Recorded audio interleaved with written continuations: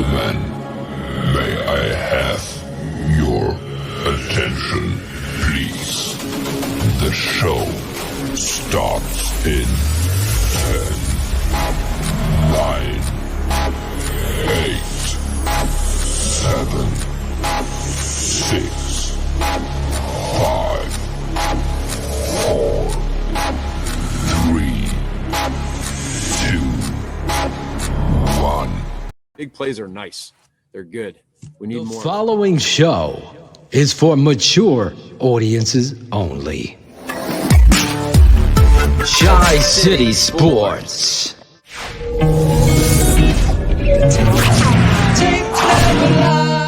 Watch the tape, and when you see the tape, you know the tape doesn't lie, and there's just the tape doesn't lie. Hey, this is David Kaplan. Listen to me. You want to learn football? Listen to my guys, Phil and Shane, on the Keepin It 100, the Tape Never Lies Network. These guys are freaking awesome, Sparkles. Hey, punch this in. For the 708, the 773, and the 312, you know what it do, baby. Money making Mitch. It's go time. Fling that rock. Hey, let's get it. What I say? Hey, what did I just say? You know what time it is. Every time. No doubt me. Bear down and lay down right now. This isn't Fanboy Show. This is not Fanboy Show. This is the fucking X's and O's show. I'm pissed off because you beat someone you should beat, and the thing that's triggered me is the first and goal at the 1.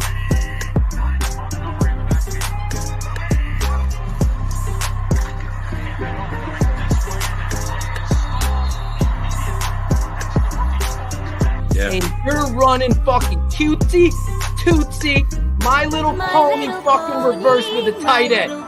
That right there gets me going for the whole day.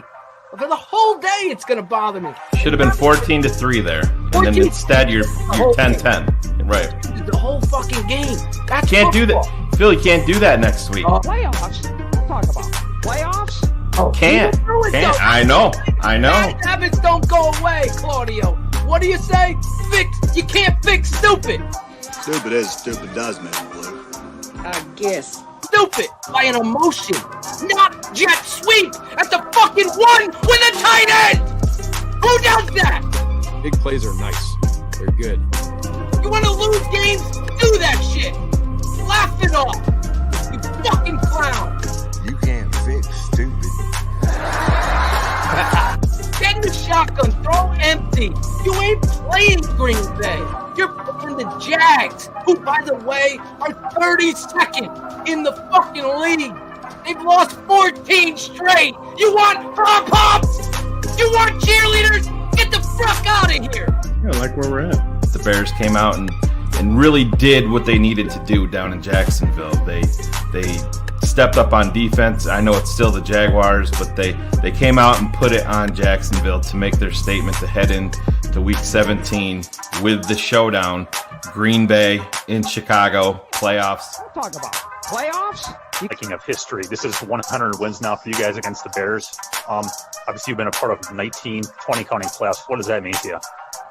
Yeah, it means a lot. I mean, that's 20% of the wins, which is pretty special. It's been a great rivalry. Proud to be just another one of the guys in the lineage of Green Bay quarterbacks. We've had an opportunity to lace them up against Chicago, and we've obviously won a good deal of my start, so I feel good about where we're at. You know, with Farby and then me, I think we were down a decent amount in the series, and now we're up 5. If you're a Bears fan, you prayed for this scenario. Now you got it. It's Bears versus Packers. If the Chicago Bears go home against the Packers for the playoffs and they lose, can you still keep Nagy, as ESPN is reporting? No fucking way. Paul, in the game right there, you know, you're like, He's you're uncomfortable in a with that. position where you got the ball at the 1 yard line, and that play really looked good all week in practice. And That's a fucking problem. It looks good in Tecmo. Probably knew that was coming, and we all felt it. And they got him to jump. Well, we didn't get him, but they they jumped off sides, I think, and then they ended up giving a different look. Credit to them. And yeah, if there's So, if there's a play where as they a go non-play, back, as the non-play caller, because he turned it over to Laser, he should be referring to Bill Laser for that call, right? So that tells you all you need to know. When cover, running the ball at the fucking middle. Why? Oh, Sammy!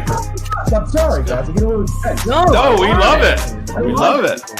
I thought you were going to tear your jersey off and start going really crazy. Throw it out of the playbook. You can't fix stupid, Phil. Without Aaron Rodgers. I think everybody should. I want the Bears in the playoffs. I'm telling you that right now, but I want it to be the litmus test for the McCaskies to figure the fuck out that you're going against your rival. Everything's on the line here. If they go out there and the Packers have a let's bench him, we're playing the fucking backups, and the Bears beat them fucking 17-10, and everybody's no, that's not what I want. I want the matchup to be meaningful, and I want the Bears to fucking win. Because then I'll know that Matt Nagy could go up against the rivalry and go out there and play your best game to make it count. Because once you get in that fucking dance, anything can happen, and I think that's the most important thing. I don't want the layup. Bears defense, there's a lot of questions. You have to fucking let these guys go. If you're gonna fucking pay thoroughbreds to fucking run around and make plays, remember Chuck Pagano at the beginning of the year when he said, yeah, we're gonna get our guys going this way, not that way. But then the fucking first third down of the game, you see fucking Robert Quinn covering Tyler Eifert on third fucking down. And then you saw it again after that, and he gave up another third down. It's, to me, Chuck Pagano is on an equal level with coaching malpractice as Matt Nagy, for the simple fact that your fucking money, your war chest is on the fucking defensive side of the ball. Claudio the Barber with my boys, Draft Dr. Phil, Shane, the smartest man, Marsaw, on the Tape Never Lies Network. Let's go. All right, Claude. Look at this guy.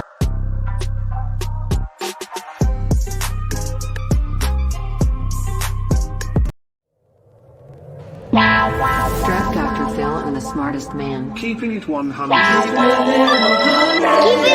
And so the Bears are sending their compensatory fourth-round pick to Jacksonville for Nick Foles. No competition. Keeping it 100.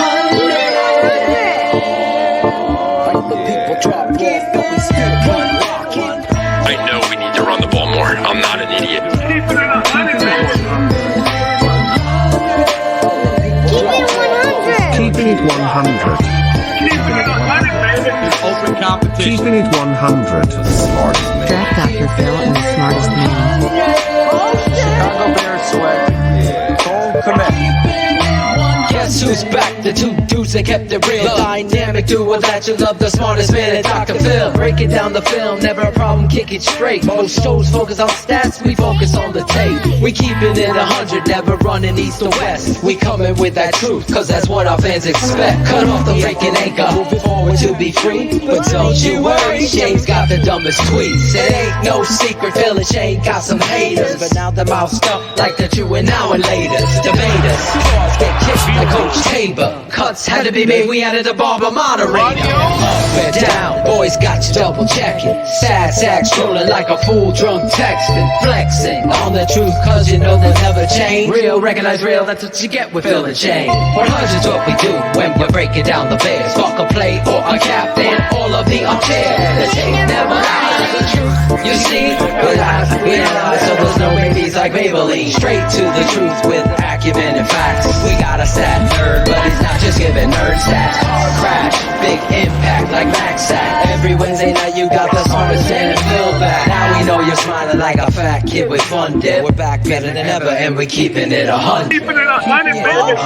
Keep it 100. Draft Dr. Phil and the smartest man.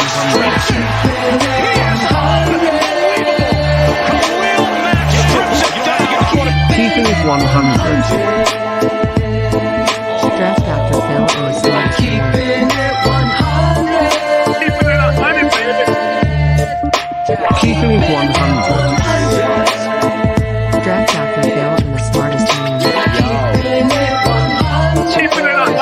Keep it 100. Keepin It 100.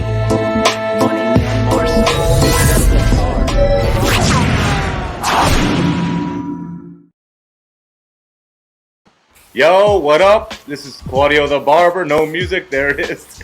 So listen, this is Shy City Sports, keeping it 100. It's Packer week, baby. We're in. That's it. Well, I mean, you can't ask for anything else. This is it. This is what we come for. This is what we're a fan for. So let's go. Tonight we got another great show. We got Mikey Tenerelli coming on.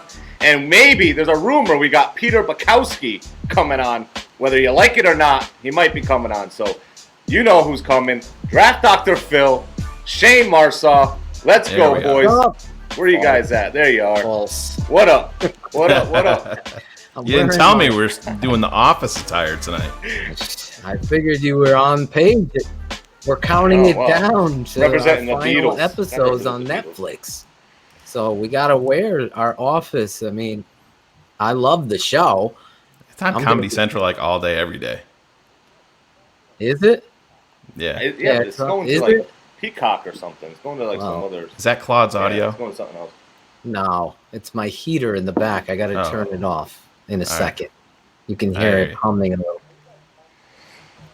So are you guys pumped? That What's open going got on? me I mean, pumped up. We had my own motivational speech, and then Shayne, and then Sammy the Bull, the Puerto Rican from Chicago guy. I'm ready to suit up because doing a rant calmed down imitation of too you. quick. Pretty Though, good. Sammy. He came out of the gate. He was like Akeem Hicks running his mouth a little bit. You got to finish, man. You got to come through and finish that. Yes, shit. Sammy DM'd me. I don't know, like last week, and anybody who names Sammy the Bull, I'm like, oh yeah, dude, you're on. I'm not gonna go down that fucking avenue with that dude. And then I saw him. I'm like, oh yeah. If you're not ready for this week, I mean, this is what it's all about. Whatever's going on in your life, you know, the drama. We all have shit going on. Especially me. Oh yeah.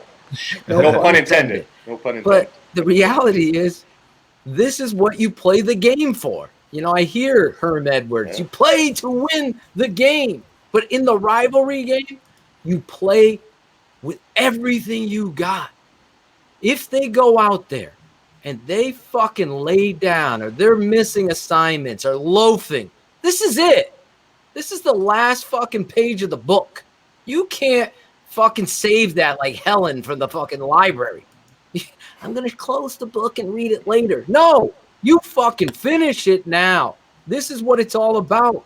And you got to hope that this fucking coach, this moron, has them motivated and ready. I'm sorry. I'm watching the tape. It never lies. I know our guest is going to come on here and throw some fucking body blows tonight. And I'm not talking about Peter fucking Bukowski either. So the reality is you just hope Matt Nagy has this team in the line of fire, Shayne. Because what I saw... You can't save it for next week. This is it. Exactly. There can't be... We should have... It looked good on film, Shayne. All week it looked good on the practice. You're going to have all fucking offseason to review the tape if you don't win this one. Oh, God. So. I'm going to be... Do you get anxious before the game, Shayne? Like me? Oh, my God, dude.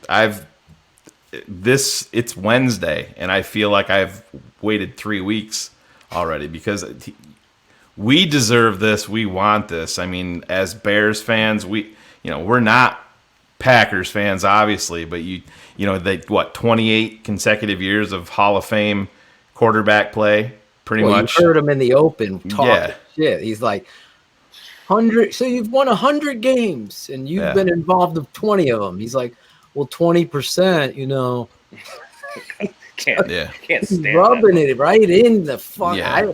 I big old Chicago and little old Green Bay. That's what he kept on saying. But hey, it is what it is. You go out there. You said it perfectly, Phil. This is why you play the games. This is what the season leads up to. This is what you want. You want to be able to control your own destiny. And when they take the field, Soldier Field, no fans obviously this year, they can do that. They can rectify a whole lot of wrong. And, man, I hope it happens because we need it. We need it big time. Oh, we gotta get it. I shut off the heater. That audio is on Claude's end. When he left the stream, yeah. It sounds very airy. Oh, I turned. Is it on now? Because I'm no, on. no, but it went away. So no, it when is, you it's hear Dunkin' it. Donuts. Fucking. Yeah, No, it it's is. the fan and the computer. I moved. Hold on. This guy. This is the guy. You're the producer. Stay in the back for a second. This is the guy that has a $1,400 or maybe $2,400 computer. All he has to do is take $700 and fix it. Shane wanted to take it off. He's slacking. He's slacking. He's slacking and using my 2012 that my boy Pablo Jax from Mexico gave me a laptop. And I gave it to Claudio to use, and all he does is complain about the shit. Like he bought it. It's your computer, Phil. Dude, I'm just telling you what the sound is. You have a Chromecast. Where's that thing going? Where's that? The Chromebook wasn't working right. We had to go to this. We had all those issues. So now we don't have issues. You got to just deal with the airy, gassy. Someone said I was gassy. Smoke weed every day. Smoke weed every day. There you Listen. go. That's smoky. All right. There we go. I'm back. Bring on. I'm ready. We're going to do this the right way. We got our guest. He's already in the green room, lighting one up. I don't know. Maybe he's got a stogie. We introduce our guests in one way, and that's the tape never lies way. We go to the tape. Let me get it ready. And we do it like this. This guy was a contestant on the 9th season of The Bachelorette. Well, isn't that special? He was eliminated in week 5. Sounds familiar? Detroit Lions fans? Bears fans? TTNL fans? Get up and hand your final rose over to Mikey Tenerelli.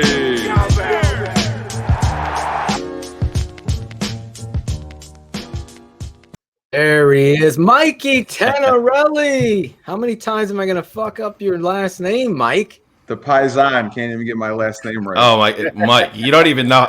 He was texting me, and he's like, I need you to do this. And he texted me your name, and I'm like, that ain't that. There's no way that's fucking right. So I'm Googling up, and I'm like, he had it butchered so bad, like 6 different ways. Where the fuck you get Zanelli from? Yeah, I know. What Picarelli. Zanelli's pizza we go to. Yeah.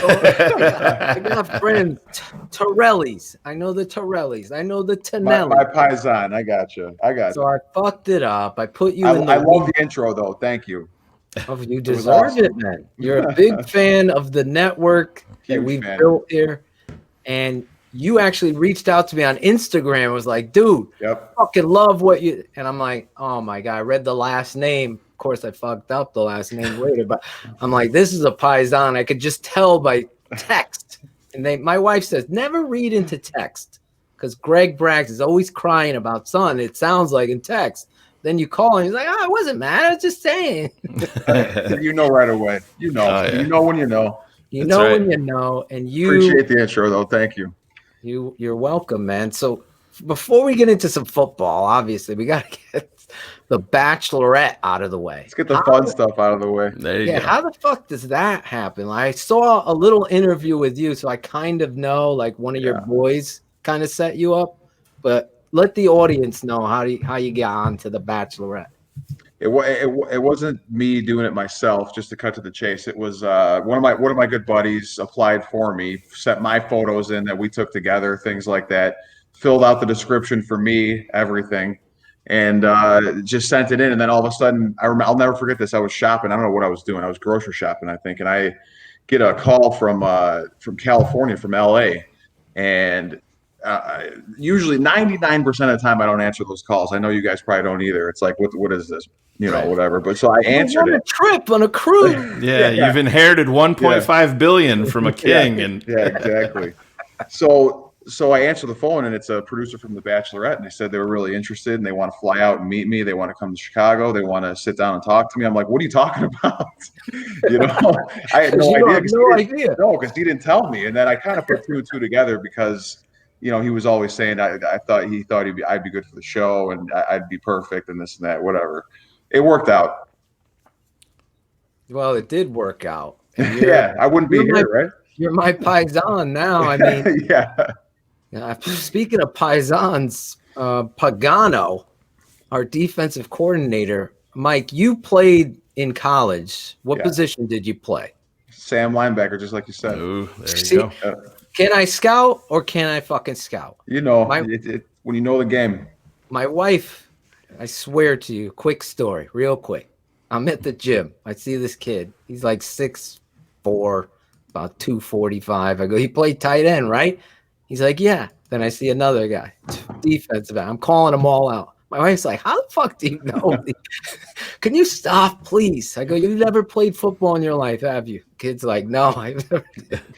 You know it. You just know. So I look at you and I'm like, draft doctor. That's a Sam linebacker in the 4-3, fucking driving defense, offensive coordinators, crazy.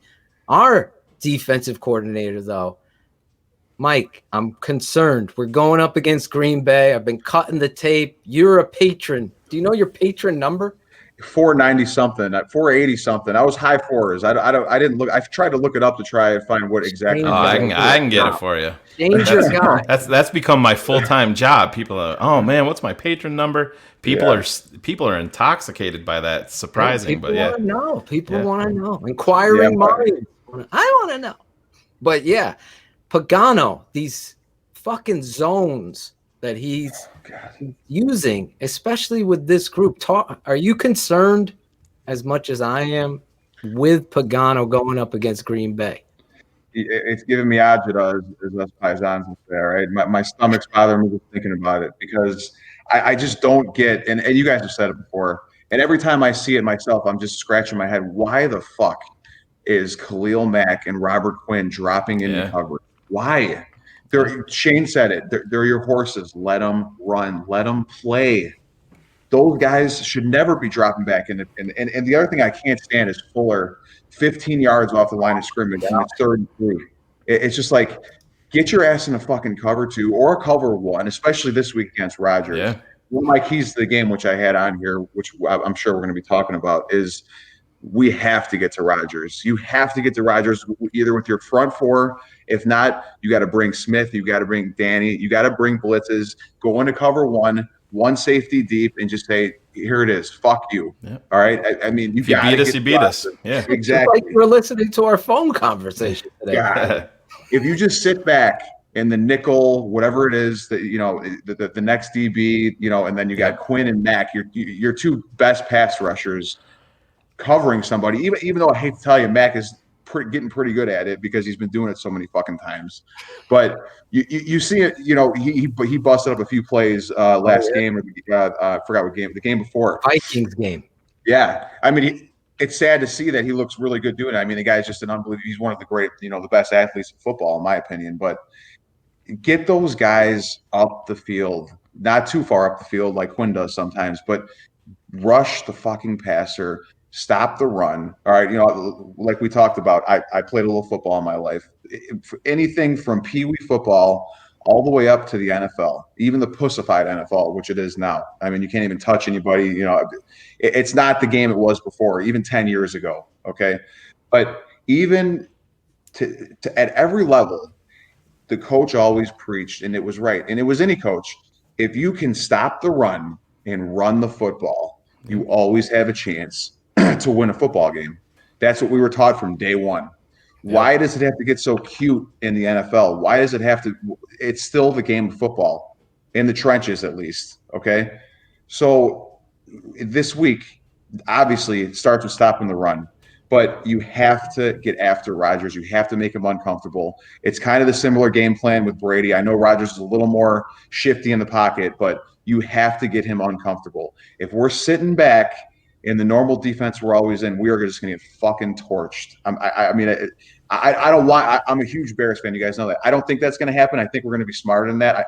I just hope Pagano says, "Here, fuck it, let's go. It's all or nothing. We're all on the line here." It worries me though. Did you guys hear Roquan today? Roquan specifically said, he goes, "Hey, when you're playing, your guy is 12 yards off the ball, and he throws it out there. They're going to get 6 to 7 yards before we get there. It's just there's not much we can do." Roquan said that, in his presser. Yes, I love that guy. Yep. One of the most athletic linebackers I've ever seen. He doesn't win the fucking defensive player of the week this week. He had 2 terrible interceptions. Last week he had 2 sacks. It's like he can't do anything to get the recognition that he deserves. It's unbelievable. I went on a tirade with people like, with a kicker, I never fight for a kicker, but I am for this guy. And Roquan Smith, he deserves to be an all-pro, obviously, but he deserves to be a Pro Bowler and recognized by the fans and the peers.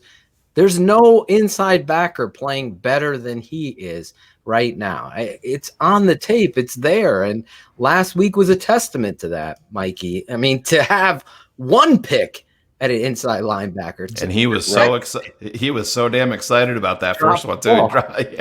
Yeah, right. No, he there, as you guys know, and I agree with you with the guys that are the heart of this team, right? Offensively and defensively. There's more on defense, in my opinion, than there is on offense. But Roquan Smith, that guy is.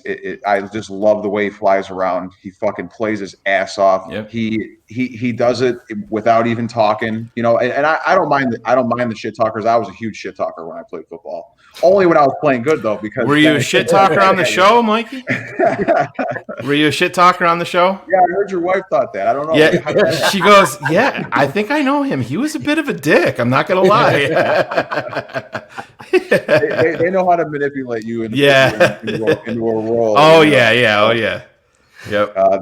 But we do the same thing with Claudio here. We make him look like a douchebag. He's a good guy though. Hey, I want his intro song next time I come on. All right. Yep. Just put my face on there. I'm in. I love that song. I dance to that song when it comes on. Cut it out. What am I doing? Cut it out song. Claudio. No, smoke weed every day, baby. Yeah. Weed. There you go. Smoke weed every day. Smoke weed every day. Dude, I love how the smoke weed every day is my song, not the cut it out. I love that. That's what I know you as. What up, Paisan? I had to come and say what up. All right, how are you? Fuck out of here, Claude. Claudio's working the chats. He's always helping out, and tonight he wants me to fucking play his intro song. I'm like, you're the producer now. I must have been the emergency backup because I looked down at my phone. He's like, "Shane, can you play my intro for me? My intro music?" He's like, "Dude, who the fuck's playing my music?" And I go, "You are. You're the producer now. I did it for you, and then you had COVID, and you were gone for 4 weeks, and now it's time to step up like Mitch." Anyway. Let's talk about the show real quick, Shane. I have a quick question for you. How much of it is real? Do these producers tell you, "Hey, we need you to kind of be hard on Jimmy"? They don't come out and tell you what to say, but they get to know you so well because you're there, you're in isolation, they know the ins and outs of your life just because those are the only people you talk to. You don't have a phone, you don't have a TV, you have nothing when you're there. Oh, really? So, all day you're talking to these people and they get to know, what bothers you, what doesn't, the type of personality you have. And they knew how to get the certain things out of certain people without necessarily asking them. They're smart. They've been doing this for a while. So, but everything I said, but they have a way of cutting and pasting it and editing it and throwing it into situations that, oh God. Yeah. Right. So they kind of create the character for you and you just don't really have anything to do with it at some point. Well, it's interesting to me. It's interesting. It is, all that stuff because I don't watch the show, but I know a lot lying. And You're lying. No, I never. Oh my God, dude! My DVR. I don't. She does, but my DVR is filled with it. I mean, every Bachelor, Bachelorette, Bachelor in Paradise, fucking everything. I'm like, babe, you got like multiple seasons on here, like the same season. She's like, oh, leave it. Don't delete it. Delete it. She Mikey's loves on it. Mikey's on it. Is she watching tonight? What's that? Is your Well, wife? she's pregnant, a little under the weather, so she'll have to catch the replay. Tell her I said hi and I'm a small guy. Yeah, I see it. I told her, I'm like, it was just a roll. I told her, I'm like, I'm gonna tell Mikey you said he was a bit of a dick. I saw that last episode. Yeah, I was watching. I'm always watching. Yeah, we always got to keep it 100. We're gonna say it straight. So true story. First time I heard it. I told my wife, I go, this dude, Mike, he's a big, huge fan. She's like, who's your guest next week? This was Christmas Eve. My sister and her family were over. And my sister's a huge Bachelorette fan. So she's like, they're talking, you know how women are, gossiping in the corner. And I'm like, yeah, Mikey Tenerelli's coming on the show. He was on The Bachelorette or one of these fucking shows. I don't know. She's like, what do you mean you don't watch it now? Now they're searching you up on Google. My sister was all about Mikey. She was like, this is a good-looking guy. I'm throwing my sister out there. Appreciate it. At least someone likes me. Yeah, there you go. She's like, I remember him. He was on she knew you were on The Bachelorette. She corrected me because I said, I think he was on The Bachelor and then some, because like I remember Survivor, they had those special seasons like All Stars. So you were on something like that too, right? Yeah, that was after The Bachelorette, Bachelor in Paradise. Yeah. That's where it's like 10 guys and 10 girls are in an exotic location and everyone's trying to get with everyone else. Nice. That was a little more realistic because instead of 25 guys going after one girl like The Bachelorette was, this was a little more, you had more options. Let's put it that way. Yeah. More of a normal dating life. On one. That sounds right. Poor girl. Sounds like the Packers with the refs, for God's sake. Oh, my own. Everybody's against the Bear. That's what you got to worry about this weekend. It's like you're playing the Packers. You're playing one of the best quarterbacks in the game. We have to give them that due. And then you have the refs on top of it. And I'm not going to let that go. And let's see. I call them the darlings that are the Packers. Hashtag darlings. And some of our fans are catching on to that 100 crew strong. They get every fucking call. Even last week, the dude's fucking 7 inches out of bounds. Oh, man. That was... Like the ref is looking right at it. It's like just Rodgers himself, man. I can't. He on just defense, put his finger up, Mike. Oh God, on defense, even in the NFL, on defense, all right, you have to have swagger. You have to have a fucking attitude. Yeah. You have to want. You just have to want it. And most of these guys are competitors. Okay, they've been in big games, right? I don't know. Some of these, with this game coming up, this is the biggest game of most of these guys' career. Okay, it has to be, if you think about it. I'd even say this is bigger than the Philadelphia playoff game, in my opinion, just because it's the fucking Packers, last game of the year. Forget about sneaking in Arizona, getting upset again, or don't go in backwards, right? No, you go out and handle your business, right? Fuck yeah. And what I was tying that into is on defense. You have to play with a swagger. You just have to. And I know, and I agree with you. I'm on Hicks a little bit. I honestly think he's injured or something's going on with him because you see him just explode on some plays, and then in other plays he's just kind of a placeholder. And I know that's not him. So yes, I would rather have him see him subbed in a little more if he's a little more and get him fresh and just have him fucking. I would love to see him just bury Rodgers. Honestly, just pick him up and slam him to the ground, get the 15-yarder and say, you know what, fuck you. Take your 15 and let's keep playing. All right. And get just don't do it on third down. Just don't do it on third down. Exactly. Do it early and say, you know what, this is gonna happen early and often, motherfucker. All right. This is you're not going to sit back here and fucking pick us apart. We're coming at you today. Yeah, I'll see you in 40 seconds. That's what you say to him. Right. Exactly. And you know what? It has an effect. It really does. Damn right. It really does. Absolutely it does. I've been even talking in the about NFL that for weeks about using some of your bullies like Brent Urban, John Jenkins, Mario Edwards, some of these other guys on your D-line, but Akeem Hicks is that guy, and I will confirm. Should I do breaking news? Breaking news. The Tape Never Lies Network. Breaking news.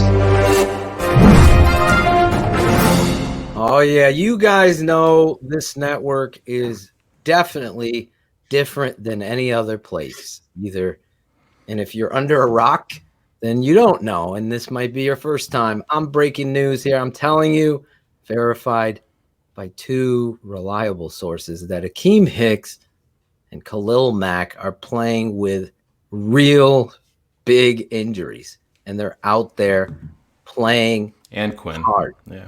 And Robert Quinn. Sorry, 3 guys. So it's been verified by 2 people who are very close to the situation. So you guys on the Tape Never Lies Network have you fans, patrons, 100 crew, wherever you're listening, please understand, when you look at the film, you have to take those things into consideration, like Mikey's talking about here and Shayne is. When you're looking at these guys, they're playing. When someone reaches out to me and tells me, Phil, they're playing with heavy injuries, that means they're taking it for the team. So when you look at the film, you kind of assess it. And when I look at Khalil Mack, I'm like, this motherfucker's playing with 2 shin splints, a swollen knee, and a shoulder injury. And that's the kind of effort. If he's doing that like that, and everybody should be playing. And that's what gets me so fired up with some of the other guys like Eddie Jackson and company making these business decisions when these guys are playing hurt like that. He's a key part. This Sunday. is it. This is it. 39 is. Yeah. A lot of people are hard on Quinn because of the money, because of the signing, and then they're going to compare to Leonard Floyd out there and what they're doing there. That's not how the game plays. I've seen this game my whole life. Guy goes somewhere else, gets hot for a season, then where do they go? Aaron Donald interiorly is probably the best defensive pass rusher inside I've ever seen. And that goes over Warren Sapp, goes over John Randall, who I thought was better than Warren Sapp. This kid is the best I've ever seen. When you have that interior force, what happens, Mikey? The quarterback tries to get out of the pocket, and that's where you clean up. So the quarterback's just uncomfortable. No matter what it takes, make him uncomfortable. And you know, speaking on the injuries, there is no tougher game to play injured than football. Okay. Oh my God. You play baseball with a little injured back or whatever. Okay. It's not, you can hide, right? There is nowhere to hide on the football field. There is the ultimate team game. You got all 11 guys that have to do exactly what they're supposed to do. And playing through injury, you could see it. I mean, you could see it with Mac. I see it. He's such an explosive player that it almost injures him, honestly.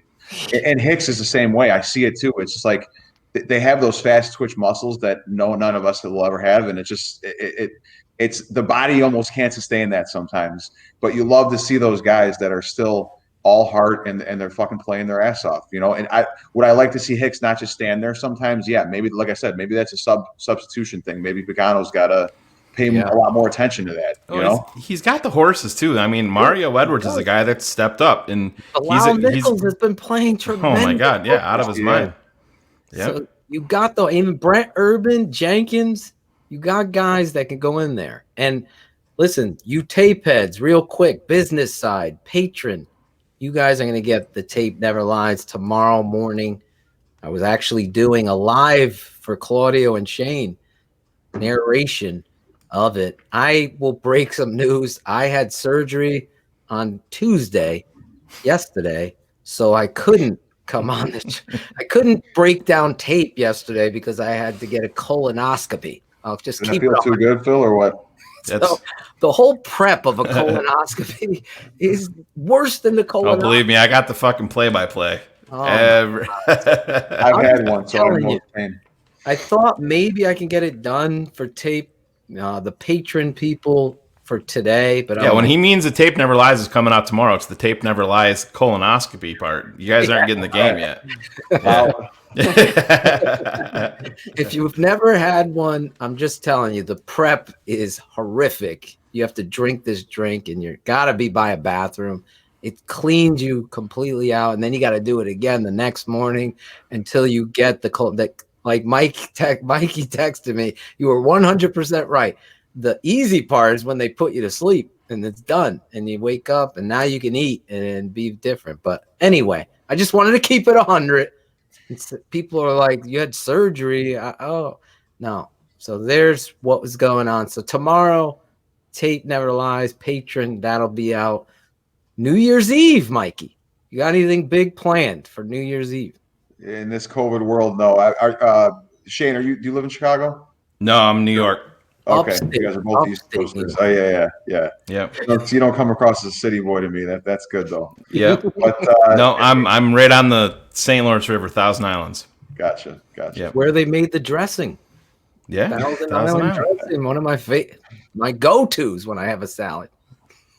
No, I don't have. There's a nice restaurant that we're probably going to go to. My new new fiance from a few days ago. This is nice. breaking news on here. Breaking news. Yeah. Was this a Christmas Eve thing or Christmas? This is a horrible way to reference it, but it was when the Bears were playing the Jaguars. It was the 28th. So what? Today's the 30th. A couple days ago. Look at you. Screaming at Mike Glennon, and you dropped right to your knee and did it, huh? Yeah, right. Was it at halftime or was it after the blowout win?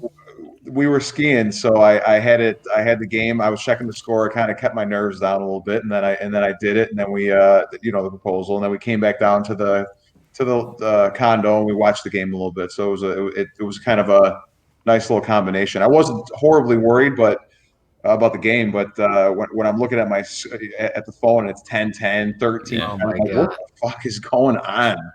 What is this? We went crazy at Get it halftime. over with. Thank you. So wait, was it you were up on the hill? On the top of the hill, yeah, overlooking the Lake Michigan and the woods Nice. and everything. It's a beautiful view. So And you got down on your knee. there, and I this is kind of funny too. I was in my skis, so I had to just get into like a little half shit squat. So I wasn't more colonoscopy jokes. Colonoscopy on skis. Yeah. So were you nervous? Not really. No, I was ready. Prepared. I obviously wanted to do it, and it was. I try and I don't really get nervous about situations, even that type of situation. I just think about what I'm doing, and I was prepared. I wanted to. Obviously, I love her, and we're gonna get married here. Who knows? That's up to her. But her and I and my brother-in-law, and my sister, we're going to just a restaurant, Gibson's, if you've heard of it in Chicago. Oh and then, God, yeah, the best steak. Holy can't beat it. Can't beat it. Me and my wife were in Chicago. It was our first trip. So we're at the game, and this guy's buying us beers. It's her first time ever in Chicago, and we're like, where should we go after this game? And it was a preseason game versus the Giants. And Cutler was playing. I forget who. I think Matt Forte was. Tommy Harris came over and talked to us. It was great. Love that guy. So we were there, and this guy's like, you got to go to Gibson's. I go, this game's going to get over at 9. He's like, oh, they'll be open. So I was there. My wife and I got these steaks. It's 11 something at night, and we're cutting these steaks, and we were so tired, but the steaks were so freaking, and they got all these pictures on the wall The of best. all these famous people. Beautiful. Yeah, great atmosphere. And the food backs it up. Oh, So, yeah. So we're heading there, and then we're just going back to our house just to hang out. But other than that, in a COVID year, that's about as good as it gets. Yep. Oh, nothing wrong with that. Well, congratulations. I kind of Thank you. knew because when I was putting together producing the intro for you, when I was looking for a nice pic of you, I saw a pic online, and it says Mike Tenerelli and his fiance. There you So I go. put your fiance on the show. She gets her first star appearance. There we go. Keeping It 100. She was on People. She was on in People magazine yesterday. Not really? the print magazine, but they did an online article about the engagement and everything. So she's on stoked. cloud nine. She's awesome. a superstar. That's awesome Yeah. stuff. Thanks, guys. Well, we appreciate you here, but in everything we do here, you're going to stay the night with us. And as a patron and as a friend of the show, you are going to play with us our first segment here. I'm looking for it. This is like delaying. Here we go. Every week on this show, Keeping It 100, we got to bring Claudio in, even though his humming might be there. There he Is is. it gone? Is it better now? I moved the mic. Is it a little better? No, your hummingbird. All right, I don't know what You're a to say hummingbird. about that. Don't know what to say about that. But it's good. Anyway, every week, if you're a new listener, we play this game, this segment called Bear Up, Bear Down. It's the opposite, though. Bear down is the bad. Bear up is the good. We always start with the bad and end with the good. We're going to put Claudio up top and give him first dibs Thank on you, the bad. because this was actually a tough.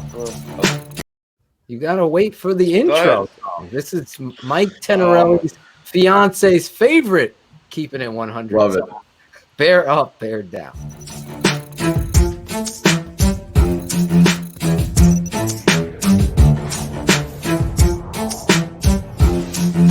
Phil Ottochian, Shayne Marsaw, the Tape Never Lies Network. A bear up, a bear down. It's Draft Dr. Phil and the smartest man around. A bear up, bear down. It's Draft Dr. Phil and the smartest man around. A bear up, a bear down. It's Draft Dr. Phil and the smartest man around. A bear up, a bear down. It's Draft Dr. Phil and the smartest man around. A bear up. This week, Draft Dr. Phil and Shayne Marsaw, the smartest man. Bear ups and bear downs of the week. Oh, yeah. Bear up, bear down. You guys in the chat room, please join in the game and the fun. We're going to look back before we look forward. I know we might have Peter Bukowski, the ever-present, on hopefully right around 9:40 p.m. Is he confirming or is he still ghosting? He Up and retweeted. down. He retweeted, so Alright. we'll see. He hasn't.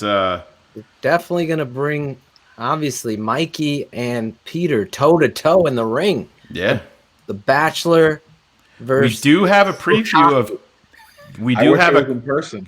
Yeah. Well, we're gonna tell him that. We do have a quick preview of the Tape Never Lies coming out this week. If you guys want to watch it real quick, there it is, Phil. It's a replay of Phil's last 40. Shane, why? 48 hours. Told you I don't want to see that. Oh, man. Anyway, Claudio, bear down, and we Thank you owe for coming to me first because this was actually kind of tough. I was thinking about it. It was a pretty good game all around, so it was kind of tough. So I don't know. You know what? I'll go with the kid Duke Shelley for giving up the touchdown. I mean, I know it was a 50-50 ball, but you know, I'll go with bear down on him for giving up that touchdown. It was actually our guy Kendall Vildor who gave up the touchdown. Oh, I thought it was Shelley. It wasn't Shelley. No, Vildor. Oh, was it? Okay. Well, You put it on Vildor. the wrong Then. Sorry. guy. You can change your. I'll change it to Vildor. My bad. I thought it was Shelley. and another bear down for because it's Aaron Rodgers. Fuck Aaron Rodgers. Bear down to Aaron Rodgers. Fuck him. All right, there we We're go. fired up. Yes. So go ahead. Give us your. You have My to bear say. down is obviously Vildor. Vildor, not Shelley. There you go. All right. He did it, Mike. Mikey, you are our guest. If you're just tuning in, it's Mike Tenerelli. You know him on ABC's The Bachelorette and Bachelorette, or is it Bachelors in Paradise? What was it? Both. Well, you got it right. Oh, I got it right. Look at that. That's right, Bachelor in Paradise. There you go. Mike, obviously, you had a lot of shit going down. So did I. You were proposing on a mountaintop, and you were able to watch a little bit of the game, but who's your bear down? I got to go with the quintessential Leno. I mean, he you know, It's like the default button. It's like hitting the default button. It is. I mean, you can't go wrong. He has his moments. Like you said, he's really good at turning out. Right? Yeah. He's a horrible pass blocker. He's a average to below average run blocker most of the time. And those little pancakes when he's going up against guys that are 100 pounds less than him, and he just kind of falls over, at the blink of an eye. I think he anticipates it or something, and he just kind of expects it to happen. I don't know. It's just like you said, it's a mindset, and he's definitely my bear down. Look at you. I love it. Charles Leno. You have to say it. Charles Leno. You are my bear down. Charles Leno, you are my bear down. There you go. We're playing the game. We're playing the game, Shane. That's right. Shane Marsaw. I think you guys probably know where I'm going already. I've been hammering this guy week after week after week because I believe in his ability. But he got paid and he's sitting back. I mean, he's, hooking up his boys with PS5s and everything. That's cool. That's nice. I get it. You want to take care of your crew and everything, but we need to see some production on the field. Eddie Jackson. It's he's become a different player, unfortunately. I mean, he's taken bad angles. Talk about making a business decision. Usually you see that when the guy wants to get paid. You know what I mean? He wants to make sure that he's not going to get hurt so he can get to the market. Well, the Bears made him the highest paid safety in the NFL, and I don't like what I'm seeing. I even brought up on BHL, I would have no problem sitting his ass down to send a message and put DHC in there. DeAndre Houston Carson, in his limited reps, every time he's on the field, he's doing something to make you say, this kid wants it. And that's all you need in the NFL. You need a little crack in that fucking door, and you go and you kick it in. But Eddie Jackson, it's disappointing because he's got so much talent. He's a center fielder that can fucking change the flow of a game. He doesn't want to tackle. He doesn't want to take proper angles. And at times he looks disinterested. And I understand you're not going to get targeted every single time, but you bet your ass when you do get targeted, you better go make a fucking play. And he hasn't even done that. So Eddie Jackson, you're my bear down. Again. Let me say this because we were talking on the phone and I was right with you. There is a kid, Houston Carson, that goes on the football field.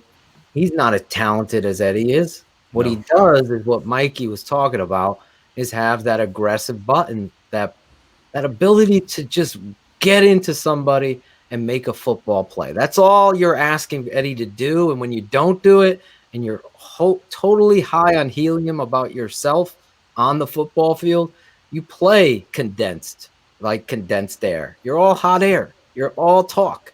And you got to start making some physical plays. I mean, look at the great ones. Ed Reed, Ronnie Lott. These guys came down the football field in the alley and didn't fit.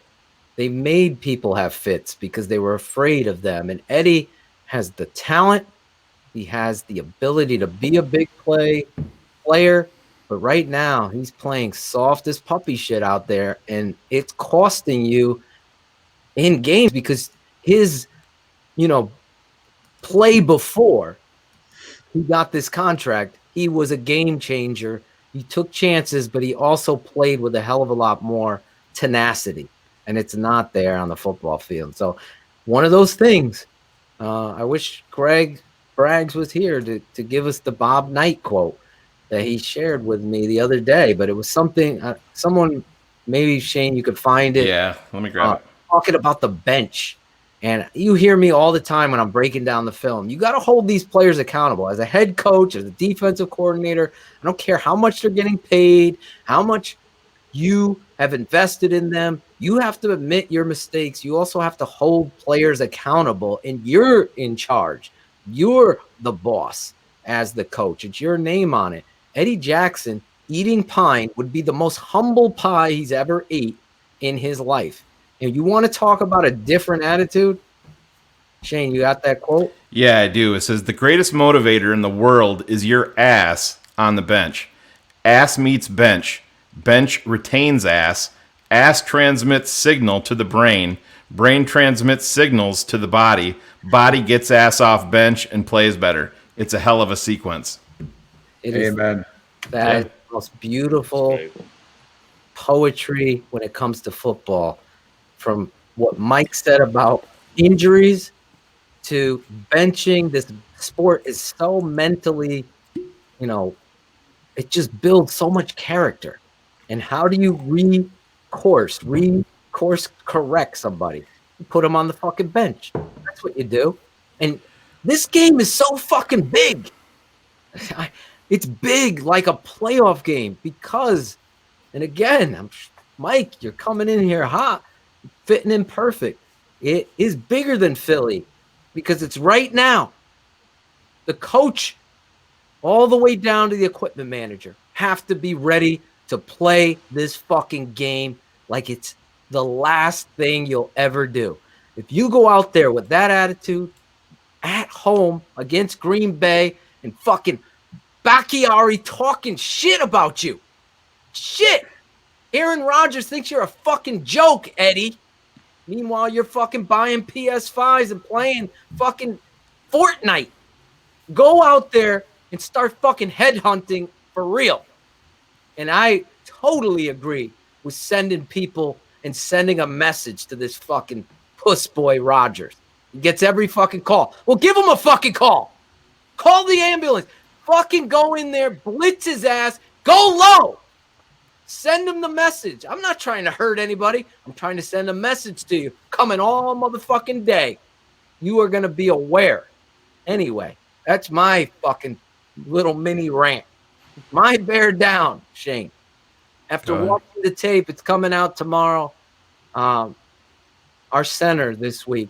Well, that's what I sent you a text earlier, Phil, because I'm like, I know where Phil's going. So I was sending it to you for that specific reason. But we do have a little bit of breaking news here real quick. Breaking news. The Tape Never Lies Network. Breaking news. Everybody's favorite Packers guy, Peter Bukowski, will be joining us here on our esteemed panel right after Bear Up, Bear Down. Look at that. Sweet. He's finally coming on. It'd be fun. Gonna face the music.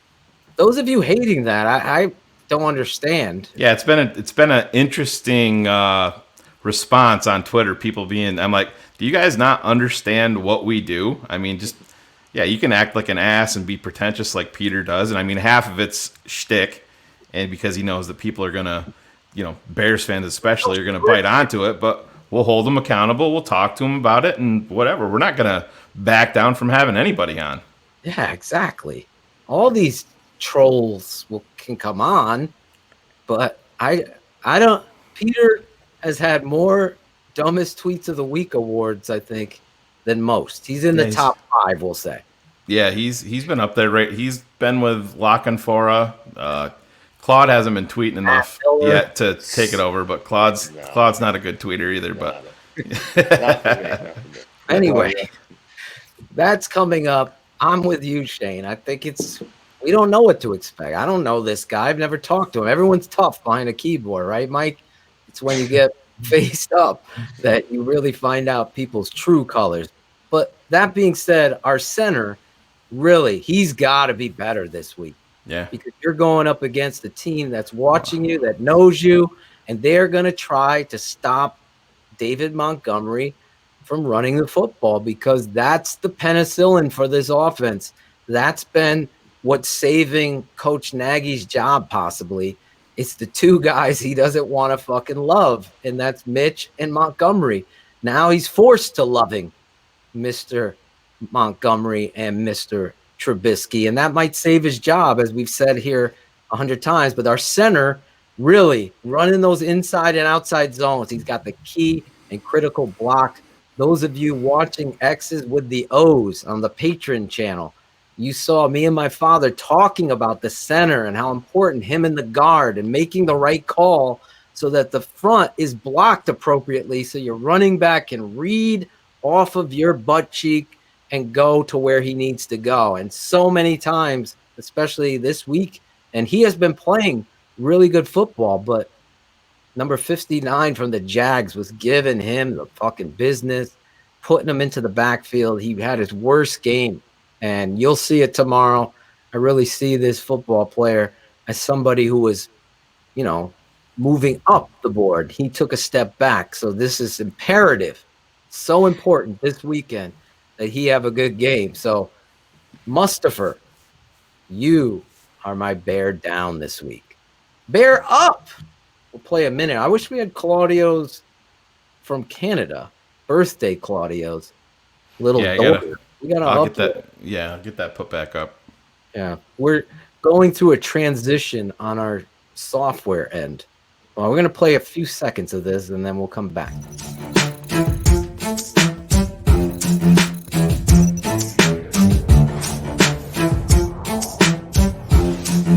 Phil Ottochian, Shayne Marsaw. The Tape Never Lies Network. A bear up, a bear down. It's Draft Dr. Phil and the smartest man around. A bear up. There you go. Bear up. We're going to go back around 222, the Angel. Now we're up to 226. Look at that. The reality is this game, I could have picked a lot of players, but I really am going on the tape, as it doesn't lie. David Montgomery. Listen, there's special, there's good, there's very good, and there's really special. And I think the Chicago Bears, despite what this guy's going to come on and try to sell, have a very special running back in Chicago. Montgomery's ability to stop, start, redirect, bend, dip, find holes when there's nothing there, and really in contact create something physically that's so short area burst into something. It's like Mike Tyson-esque uppercuts where he is just in the midst of contact punishing tacklers. And when that happens later on in the game, you just get hotter. That's why it's so important for this coach to understand this kind of running back needs to have a rhythm and needs to have the football, because then he just gets better as he goes. And as Matt Nagy tried to pat himself on the back, 32 carries for 32. Yeah, good things happen with good football players getting the football. David Montgomery, you're my bear up this week. Shayne. Yeah, I'm not going to take the layup, who any one of us probably could have had number one. But Right. I like to see this guy stepping up because I was not a fan of the signing. But say what you want, he's a mismatch. He's a nightmare in the red zone when he's motivated and when he's, moving and engaged in the football game. And that's number 80, Jimmy Graham, because There you go. great game. Yeah, he is that relief valve for Mitch down there. I mean, it's still, for the life of me, can't fathom how Mitch decided to throw that ball, the interception. Oh my God! There, but Jimmy Graham made some plays. I mean, his the one touchdown where he was essentially uncovered in the end zone, great play. But this guy, along with Cole Kmet, they can be absolute nightmares for any defense in the NFL if Matt Nagy will deploy them the correct way. I mean, J.P. Holtz should be off of the roster. Let's be honest. Phil, we've talked about it for weeks at this point. I think Tenerelli could suit up and fucking play better. Than Just give me one chance. Yeah, that's all you need. Hey, I'm serious. Go make plays. I dream about putting the pads on, buddy. I do. Yeah. When you play before, and when that's just one more game. I would do anything to play one more game, like every ex-football player. Sure. Yeah. But Jimmy Graham, making the plays in the pass game, and I want to see a fiery, motivated Jimmy Graham that's going to go out there and wants to put one on Green Bay. Yeah, he gets fired up. That's good sign. Like I said, he's a mismatch, and this is what football can be very, very simple. It's a game of mismatches, and if you have them in those two tight ends the Bears have, it's going to make Mitch a more accurate quarterback, and you can put some points up on the board, especially in the red zone. So, Jimmy Graham, hopefully you carry it over into Packer week because we need it this week more than any. You're my bear up. Beautiful. Loved it. Played a great game. Made some big plays for the team down the football field, Shayne. Finally. Yeah. We're throwing to Jimmy G down the field. That's what I hope they continue to do a big time matchup. It's going to be interesting, especially again, the tape will be out tomorrow, but you see action game and they put Jimmy outside 1-on-1 and his guy falls down within contact because he's so much bigger than him. You get those mismatches, Nagy. You got to take them. Got to take them. Great choice. Mike Tenerelli. You know him from The Bachelorette and Bachelor in Paradise. Who do you got? Got it right finally. I hate to repeat, but it's just so hard not to go with this guy. We talk about identity. Phil talks about identity all the time, right? As an offensive lineman playing football, you want to fire off the fucking ball and you want to hit somebody if you're a good offensive lineman, okay? What you do not want to do is sit back in your little pass blocking and be on your heels and just be open season, basically. Okay. Right. So you want to run the football. Offensive linemen like it when you run the football. Phil, you're exactly right. It's all about a rhythm. It's all about just feeding Montgomery. David Montgomery is definitely my bear up for not only for last week, but hopefully he's going to be for this week. I want to see him get the ball 35 times. All right. And I want to my bear up, Mike. You have to pick your own. All right. You broke the rules, Mikey. Explanation, then I'll give you another rule. Jesus. That's when I had faith in my paisan. I know, but you fucked my name up so many times that I'm taking it back. Give me another guy. We were giving you the layup. I thought you were just going to choose Roquan Smith and be done with it. I love Roquan Smith. I think if I can come back, I'd be him in a heartbeat. I mean, the guy just he runs around and just flies around. I was thinking more offensively though, even though Roquan could be easily. But I'll go with my man Mooney. I love that guy. Oh, you took Claudio's guy. No, you got Monty. You got Monty. That's your first pick. Because I got a whole fucking thing for Mooney. I can explain though, and I know you guys are going to understand because we talk about it all the time. Well, here, then you know what? Here, I'll just show it. Right here. Look at this. If people didn't see this, can you see this? This is this dude after missing one catch saying, fuck that. I'm getting my reps in. Way to come prepared, Claude, with the phone video. He's making use of his I'm doing what I can do. But good pick. Go ahead. Briefly, I don't want to steal your fire, Claudio, but you talk about some of the guys on this team that have it, right? Sometimes you either have it or you don't. And Mooney is one of those guys. I love how Trubisky and Laser are giving him a chance just to play one-on-one with somebody. Even and 9 times out of 10, he either beats the fucking guy or he breaks the tackle, or instead of running out of bounds, he runs inbounds. He's got the attitude. I love that guy. Great. I got to give it to Pace on that one. That was an unbelievable pick. It really was. So he's my bear up, and sorry, Claudio. That's all right. No, I mean, the dude needs some love from other people, too. Great choice. Darnell Mooney. Yeah. Unbelievable steal, I believe. After watching this kid, he's so slippery but twitchy, and the ability to break tackles. He's more physical than J.P. Holtz, who shouldn't even be on the fucking roster.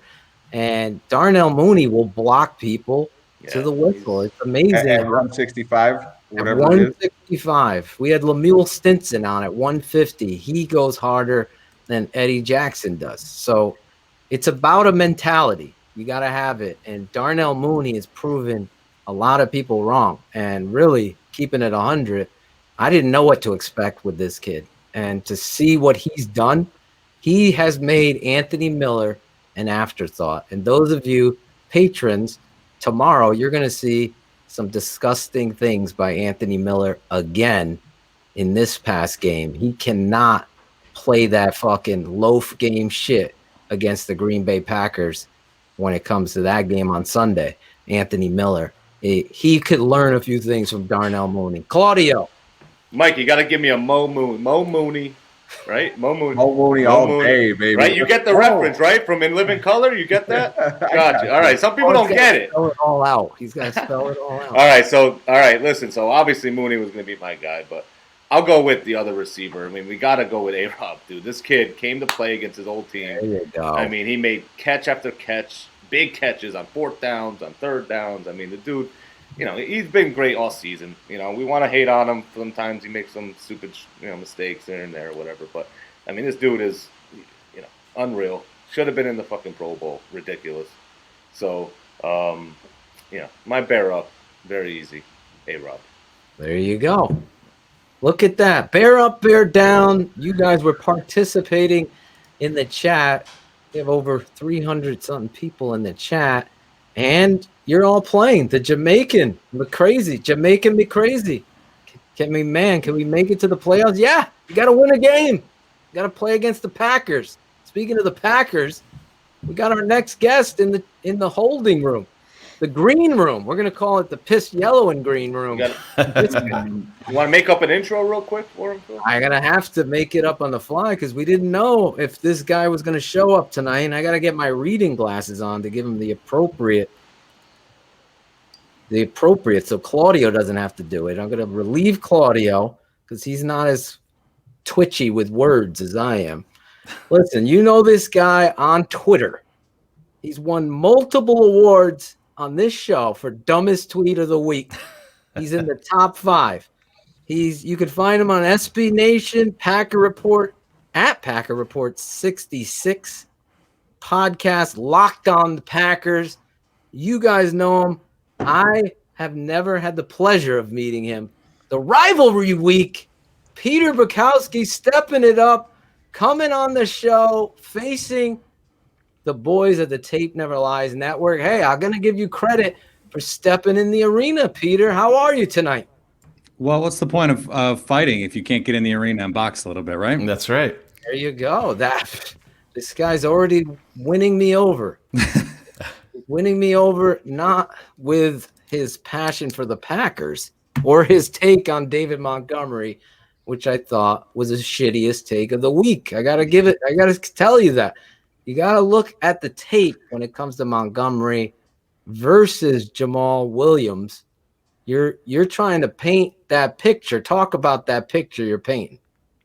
Well, I mean, it was born out of what I think is this idea from a lot of Bears fans that Montgomery has become a special running back. And I think from a 30,000-foot view, I don't think running backs are special really at all, like period. I don't think any running back is that special. I think running backs are mostly replaceable. So the difference, like there's like 5 guys who matter. And then everyone else is sort of in this range below that. And I just think David Montgomery is below that. And the point that I was trying to make was the difference between the value created by David Montgomery versus Jamal Williams is not that different. And even if you think, okay, there's some differences in offensive line, and there are, of course, I'm not going to say there aren't, but most running backs are dependent on their context. And David Montgomery is no different. All the Bears fans anger my mentions about what I said are going, yeah, but the offensive line sucked, and that's why his numbers suck. And now the offensive line is playing better, and so he's better. Okay, that's my point. My point is running backs are dependent on their context. Here's the context I want to give you. Right. This is why he's special. Because the offensive line, led by the coach that has been firing offensive linemen, has not ever predicated his offense on running the football. And thus, you've seen people, even Bears fans, be ignorant in the reality of just how special this kid is doing things with nothing. To be able to do things with nothing when you have a pillow at left tackle and you got interchangeable guards that can't fucking block for their life. They don't know their assignments. And this fucking guy is running over and through and creating things without any pain. That's a miracle. So that's what makes him special. And your take on running backs to me is completely off. Like you've never played the game off, because it's so imperative that you have a runner define who your team is, because Aaron Rodgers is not going to be Aaron Rodgers if you don't have a great running back. If you don't, wait. Who won the Super Bowl last year? The Kansas City Chiefs. And who was their running back? Does he define who the Chiefs are? The kid who probably should have been the MVP of that game. If you look at they could put anyone in that role, and we're seeing that right now. The Chiefs they've just slid new guys in, and they're gonna Super Bowl again with a receiver that runs a 4-2 outside, and you can just throw it up. That team is in comparison. It's like a fucking Tecmo Bowl roster over there. It's like having Bo Jackson on Tecmo. Tariq Hill is getting open. The tight end is the best in the league. So to compare who won the Super Bowl to that, there's no team who won the Super Bowl the year before. But your point is that your running back needs to define your offense, and that's just not true. Aaron Jones doesn't define the Packers' offense. If you can't run the ball. But Peter, here's the difference, and here's where your theory falls apart. You have a Hall of Fame all-time fucking quarterback. Chicago has never had that. Chicago is devout of talent. That we can agree on. Well, yeah, I know. Well, you can be pretentious and be a dick, but we're going to hold you accountable here. But when you're saying you have a Hall of Fame quarterback, you know what Chicago struggles with. Yeah, I know what your take on Trubisky is. I know what your take on the Chicago Bears is. But you can't sit here and come on a show and just and compare David Montgomery to your backup running. I mean, do you want to talk about Dexter Williams? You fell on that sword on Twitter. Dexter Williams was better than David Montgomery too. Where's he at? I said I liked him better as a prospect. Because he's a Packer. Because he's a Packer, Peter. And that's where you have to. No, Peter, listen for a second. You have to separate yourself from the fandom.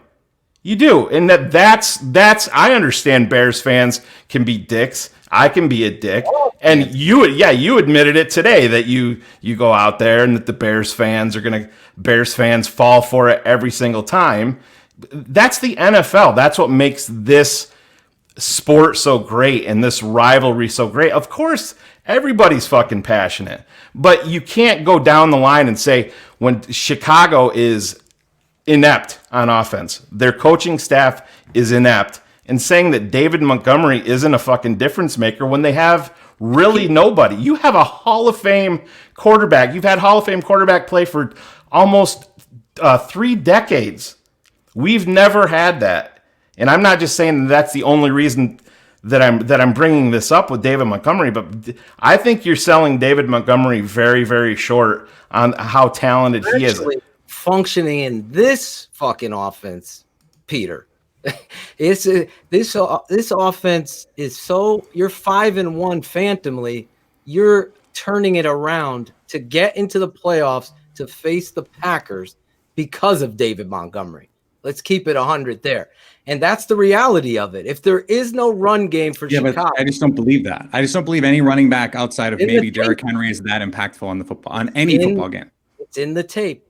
It's there. It lives. You can say that, but that doesn't make it true. Peter, hey, what's up, buddy? You think it's a coincidence that all the points we've been putting up all these weeks, and Montgomery's been running his ass off and getting more carries and more yards? You don't think that there's a coincidence there? You mean the opposite, right? You think it's not a coincidence that happened? That's what I mean. Yeah, that's what I mean. Yeah, it's not a coincidence. You know what I'm saying? When I watched, I went back, I was just watching before we came on, I was watching the Jaguars game. I don't think the difference between what David Montgomery did in that game and what like Jamal Williams or a replacement level running back would do was the reason that they put up 40 points against. Why are you always comparing him to your backup running back? Why aren't you? Why aren't you comparing him to your number one running back? That was the conversation that you started. No, you started. You brought it up on Twitter. Why are you comparing? Because everyone agrees Aaron Jones is better than David Montgomery. No one is arguing that. I'll argue that. Okay, well, I mean, like, if you want to talk about the tape is pretty clear. One of those guys is significantly more explosive. One of those guys is significantly more dangerous in the passing game. And one is like, it's just not even close. How many Jones 80-yard runs does he have for touchdown? How many does he have? Like, what? That's so there's an 80-yard touch. There's a 70-yard touch. There's a 70-yard or 68-yard run against. I don't even think that matters, Phil. My thing is, I'm just saying these things matter. This guy steps out of bounds, 7 inches out of bounds, and they credit that run. He didn't, Peter. He didn't step out of bounds? No, he did step out of bounds. Did he step out of bounds? No, he stepped out of bounds. That's fine. Refs miss calls. The run is gone. Reality They on the scored tape. 40 points, you guys. Take it off the board. They still win by 20. What are we talking about? You're comparing players there. Right, So but if you really think David Montgomery is as good or better than Aaron Jones, I just don't know what to tell you other than that's just not true. But because okay, and I'm gonna explain why. I'm gonna explain why. Is it all stats? You explain why. No, you guys are the tape podcast, so let's do the tape, right? When you're talking about running backs, there's two things that really matter with a running back. You have to be able to press the hole with explosiveness. You have to be able to see the hole and hit it with force. Aaron Jones is more explosive pressing the hole and more explosive in the open field. Okay, that's the first one. The second one is you need to be able to make guys miss in the hole. Both guys are good. More people miss than David. Both guys are effective at making guys miss in the hole. The difference is that one of the reasons that David Montgomery has to make so many guys miss at the line of scrimmage is, number one, his offensive line's not as good as Green Bay's. There are more defensive linemen in his lap right away. All right, I'm willing to concede that. But part of the reason why those guys are in position to hit him is because he doesn't have that initial first and second step quickness. David, he's getting hit in the backfield. Peter. But this is my point: is he would be getting hit in the backfield less often if he had the speed to press. Do you think that Aaron Jones would be getting hit in the backfield more if he didn't have a Hall of Fame quarterback in front of him?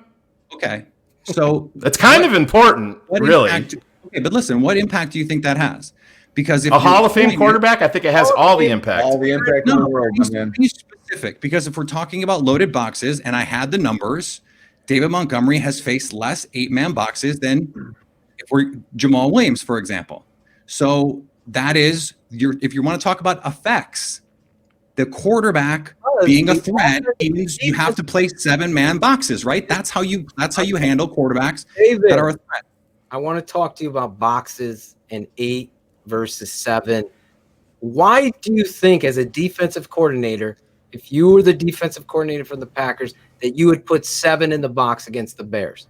Why do you think you'd do that? Is it because you're not afraid of David Montgomery, or is it because you know that your defensive line can handle the Bears' offensive line? That is the reason why those numbers lie and always will lie, because defensive coordinators understand Charles Leno's soft as puppy shit. They got 2 undrafted, a center, and they got a left guard, both undrafted, coming in as basic rookies. You got Affetti, who was a right tackle in Seattle. Then they moved him to right guard. Now he's playing right tackle. This is why defensive coordinators don't stack the box. And they have a shitty head coach. I'll tell you that right now. As a play caller, whatever he's doing, any head coach that gives up play calling, but we don't know his play calling, and he can't figure out his identity as number 32, that's why those boxes are, because you could cheat against the Bears because the coach can't get out of his way. This is in 101 years, Peter. No Chicago Bear team ran less than fucking 10 times in a game until Matt Nagy came here. He can't figure out Jordan Howard. He can't figure out anybody that's a running back. And that's the problem. Bears fans got mad when I liked Jordan Howard. That's why it's funny, though. I love Jordan Howard. I thought it was the biggest fucking mistake to trade him and not use him. In fact, I went so ballistic. That's when I knew Matt Nagy was a shoe salesman. All right, I have a question for you guys. I have a question. You like the Pro Football Focus stats about yards after contact? No, I don't listen to them. And let me jump in real quick. I haven't said much, so just from an outsider's perspective here, I'm assuming you haven't played the game before, and that's fine. There's a lot of people that follow football and that love football. I don't know why you would think that, but okay. No, but it's just my assumption. Sorry, no issue there. But if take the stats and throw them away for a second. Take fantasy football, take who's got more fucking whatever you just said, and throw it in the garbage. All right, because when you are a football player and you are on the Bears, I was a defensive player. When you see Montgomery refusing to go down, getting hit in the backfield, fucking going on one arm, breaking 4 tackles, gaining 5 yards when every other running back, including yours, would have just fallen down after the first fucking contact. When you have a guy like that on your team, you rally around that. Okay, you just it motivates defensive players that are sitting on the bench.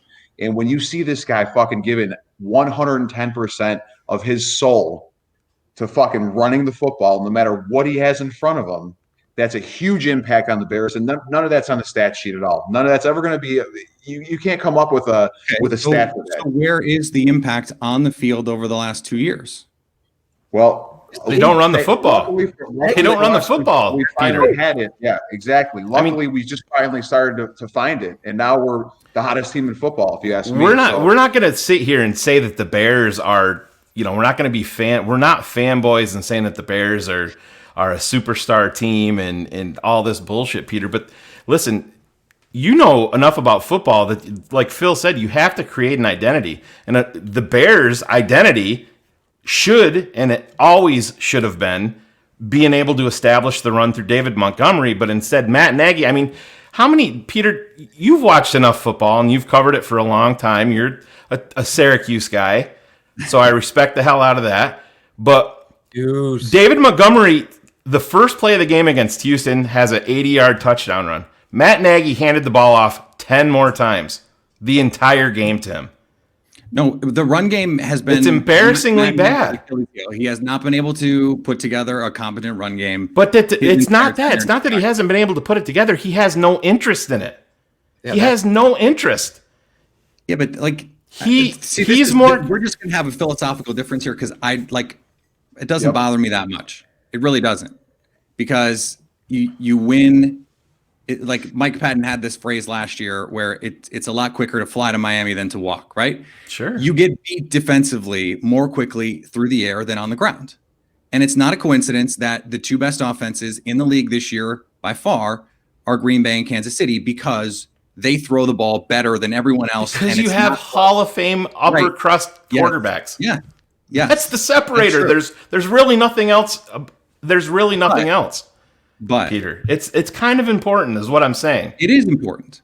But my point is, don't worry about running the ball. Worrying about fixing your passing game, which they've done the last few weeks by changing the way that they handle their passing game. Their passing game is the biggest reason why they're doing this. You're answering your own question with the question of defining that they're passing better. The reason why they're passing better is because they're running better.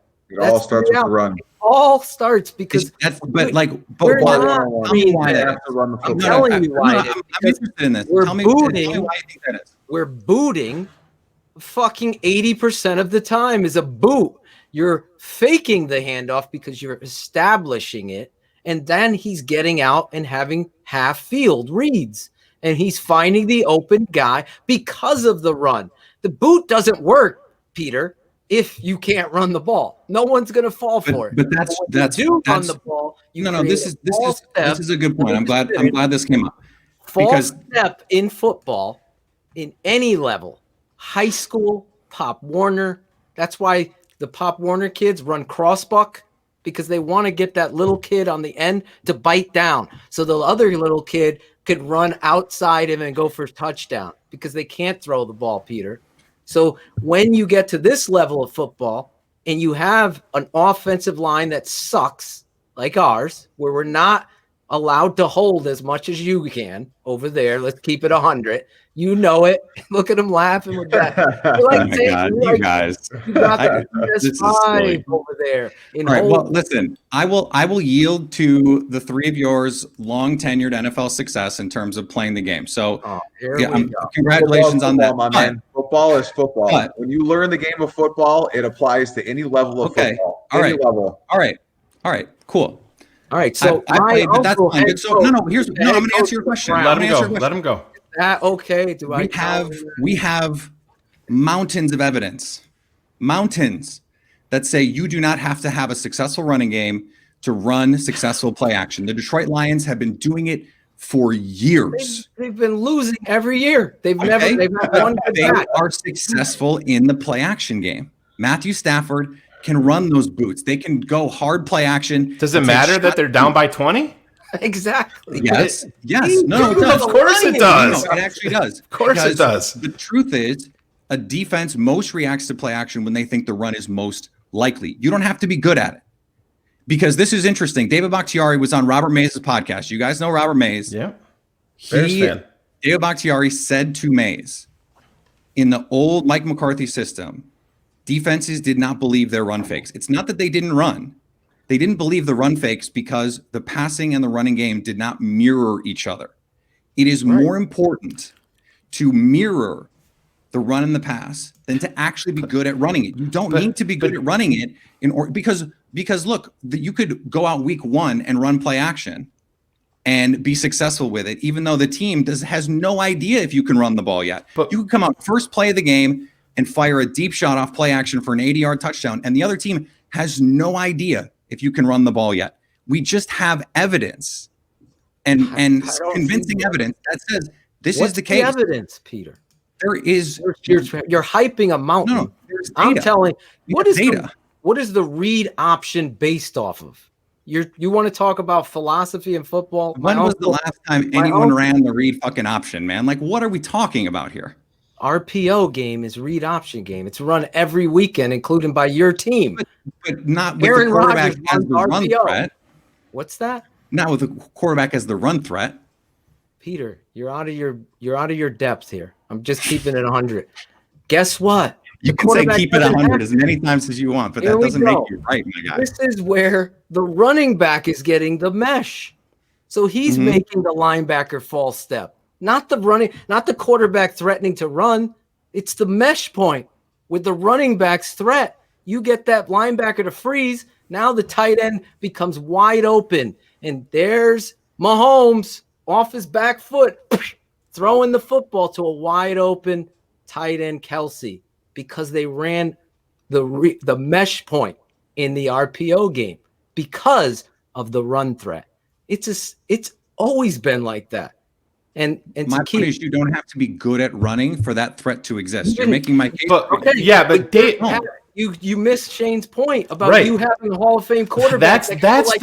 You have the ultimate eraser. You're talking about the Green Bay Packers and the Kansas City Chiefs. You guys employ the ultimate erasers. Okay, Peter, let me ask you a question. If Jordan Love was starting this weekend, Aaron Rodgers was out, do you think that Aaron Jones would be as effective? Do you think he'd be more of a focal point of the offense? I think he would still be effective. We saw this in 2017. Brett Hundley was the quarterback. He was terrible, and the Packers' run offense was still really good. Okay, right. You don't understand what I'm saying, though? We don't have... No, because I just pointed out that when they were a top 5 rushing offense with Brett Hundley. And who? The team yes, geared up to stop the run, and they still couldn't do it. We don't have that here, Peter. That's my point exactly. You guys have elite level talent with Brett Hundley. If you have an offensive line in Bakhtiari and everybody else that's upper echelon in the league, if you're going to make the case that the quarterback matters that much, then the success when they didn't have the quarterback has to also matter. This is back to my point. The context Hundley, is everything with running. The league in rush. What are you talking about with Brett Hundley? They were still a very good run team on offense. When with Brett Hundley as your quarterback, what was it? I don't remember. They were. What were you? 2017. You brought it up. What were you guys? Did you win? No. They won. The games they won because of the run game, not the quarterback. Well, that's part of the game. The Bears have a quarterback that you think sucks, right? And they're winning. You just said a team won because of the run game. You guys won because of the run game. That's the point. That's what the Bears just said that the pass game. That's where we are. We don't have Devontae Adams. We don't have Aaron Rodgers. We don't have an elite level offensive line. He's a really good player. Yeah, he's still. But if you're sitting here talking about how important explosive players are, he's not as explosive as Devontae Adams. You would agree with that, correct? He could be close. Do you think so? Who would you rather have on your team, Peter? Devontae Adams or Allen Devontae Robinson? Adams is the best receiver in football, so I'd rather have. Okay, Adams. so where is Allen Robinson in your wide receiver? Somewhere in like the 8 to 12 range, probably. Okay, so do you see the difference there? Then I don't understand how does this relate to David Montgomery? Mahomes or Rodgers? No, you want to go back to David Montgomery because we're trying to prove it. The Bears' offense is terrible, so they have to rely on David Montgomery. I mean, I like the Bears' offense the last few weeks. This is my point. Like Because of the run game. Because of the run game. It's not though. It 100% is because of the run game. All right. I played linebacker.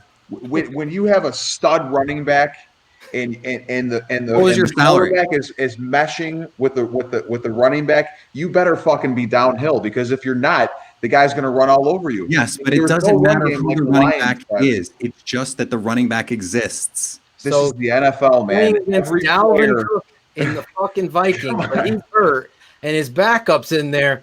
Brett's like, I mean, you're still coming downhill to try and stick Alexander Madison. You are. You're a lot happier with Alexander Madison in the backfield. Your brain is not functioning any differently. Your instincts are coming down. You're coming down. Football. This guy's played college football. It's not how it works, man. I'm sorry. The running back sets the whole fucking tone, even for Rodgers to be who he is. That running back helps him tremendously. All right, so let me come in and do my job. You guys got your points out. Peter, you're wrong. All right, so listen. Ready? So Peter, you're a Packer fan. We don't ever get a lot of other teams fans on here. So tell everybody, how confident are you for Sunday? And come on, keep it 100. Is Jalen Johnson going to play? Don't know yet. Probably, I would say probably not. If Jalen Johnson doesn't play, it's like double digits. Oh, you beat us by double digits. Yeah. So if he plays, it could be a little closer. I think he's a good player. Wow. Okay. All right. So one player makes that big of a difference, but if you have a good running back, it makes no difference, right? No, because it affects the way that you have to play coverage. So what are you predicting? I don't think Jalen Johnson's going to be playing. So what's your predicted score then? I think something like 34-20. 34-20. Yeah. 14 Packers are getting to 30. All right. All right.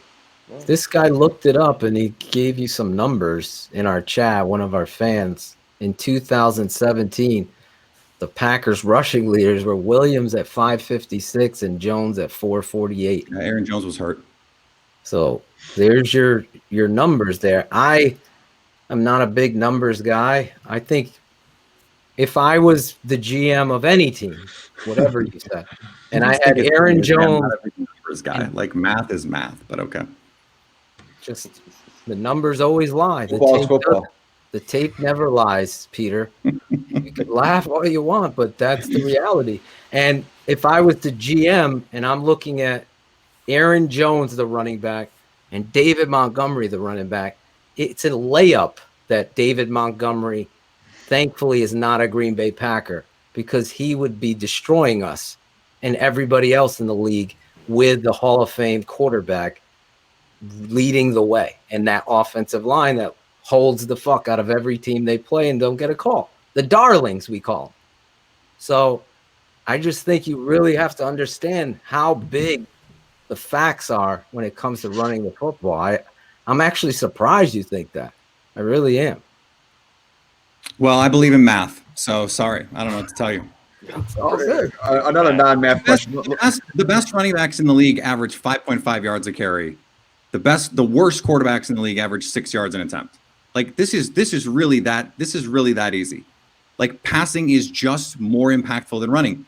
And they're like, if you have a great quarterback, you guys just proved it. Mitch Trubisky sucks.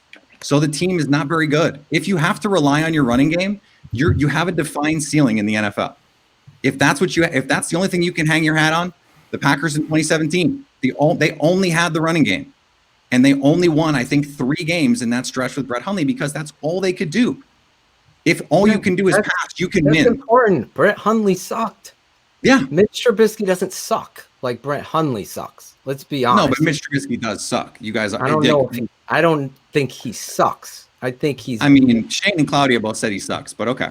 I didn't say that he. Well, I did trying to prove. I think Mitch is very limited in what he can do, and I think that the mental capacity for the game escapes him. But I mean, I'm not gonna. I think Mitch came into a bad situation, and I think it got worse with Matt Nagy because the whole one-on-one. Nagy is worse than Trubisky.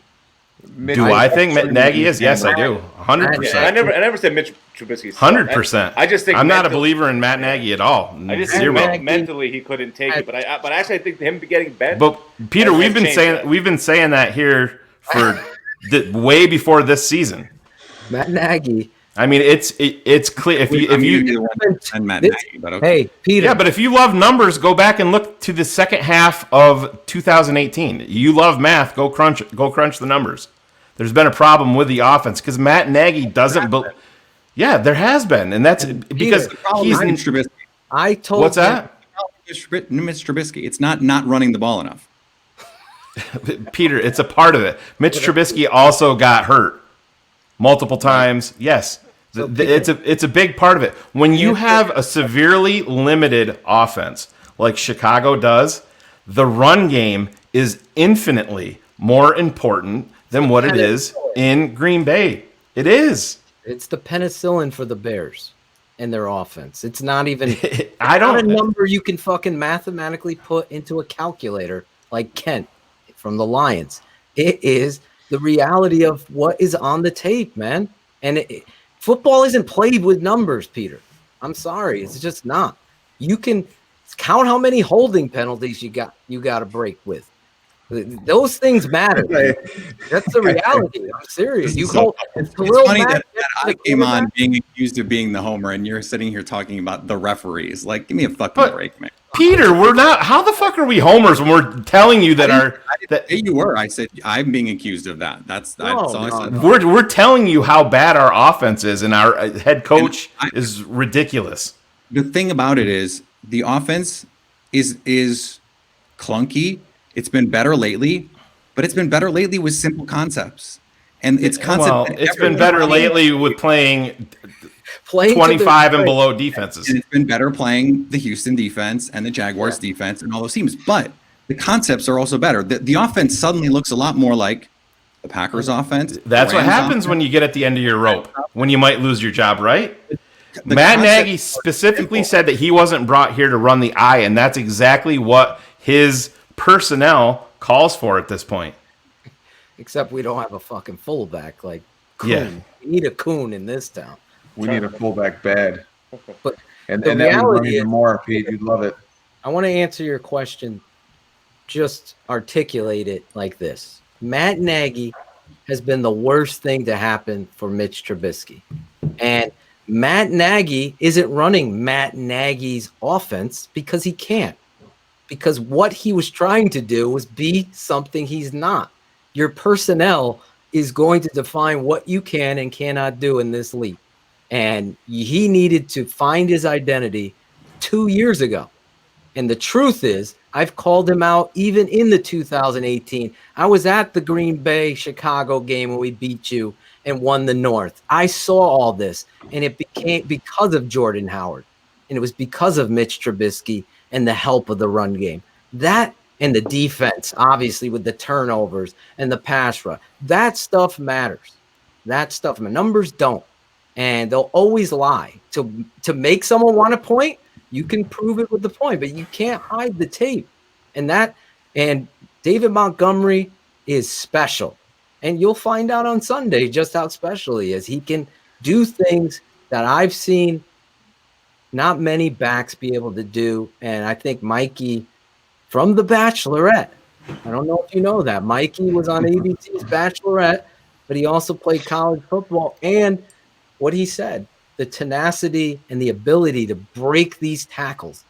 I mean, it's unbelievable when you watch it on tape. The numbers aren't going to tell you the amount of I don't use PFF, Pete. I'm keeping that 100. I fucking hate PFF. I go against them every time. Any website or whatever you want to call them, what are they? A service? any service that gives Charles Leno a really high grade, you totally showed how fraudulent you are. You do know all 32 teams use PFF. Yeah, they all subscribed to Mel Kiper's draft book when it came out. What the fuck does that mean? It doesn't matter. They use it, and they're in information gathering mode on everything. I mean, yeah, it's an infinite. There's an infinite amount of things that you will use, and then when it's time, Peter, let me ask you this: is Charles Leno a top 5 left tackle in the NFL? Exactly. Your PFF boy says that he is. Come on, man. It's crazy. I don't think they're like the end all be all by any means either. I'm just saying. But you realize that everybody in the NFL subscribes to them, right? you know what I'm saying? There's a counter fucking punch to all of this. Is that the data does matter because every team uses it. Yeah, so it does. You know what the numbers are just useless. It matters, but it's not the fucking end game to all of this. That's what we're saying. It helps to make decisions based on things you can quantify. So in this situation, I'll agree with that. There are just things that we know efficiency increases if you throw the ball on first and second down. Okay, great. We know efficiency increases when you use play action. Okay, we know you don't need to run the ball effectively to have good play action. You just need to run the ball enough. Do we know what that line is? Wrong. No. It's just like empirically true. How important is it if you run on a let's be honest, a 4th and 1 play, doesn't matter if it's in the first quarter, if it's in the fourth quarter, it's a critical play. If you're going to go for it 4th and 1. Fucking Matt Nagy multiple times this year is handing the ball off to who? Cordero Patterson. I don't get that. But it's been multiple times, Peter. That just 4th and 1 against you twice. With Taysom Hill, I don't get it. It's craziness. It's crazy. And listen, you can disagree with us 100%, and that's your prerogative, and I get it. But you have to admit that's fucking complete lunacy. Yeah. I mean, if you have Aaron Jones and you decided that you're going to run the ball on 4th and 1, are you going to fucking hand it off to Devontae Adams to a wide receiver? Or you know what I mean? You're going to go down. Listen, if you're going to go for it on 4th and 1, you're going to hand it off. You're going to go down.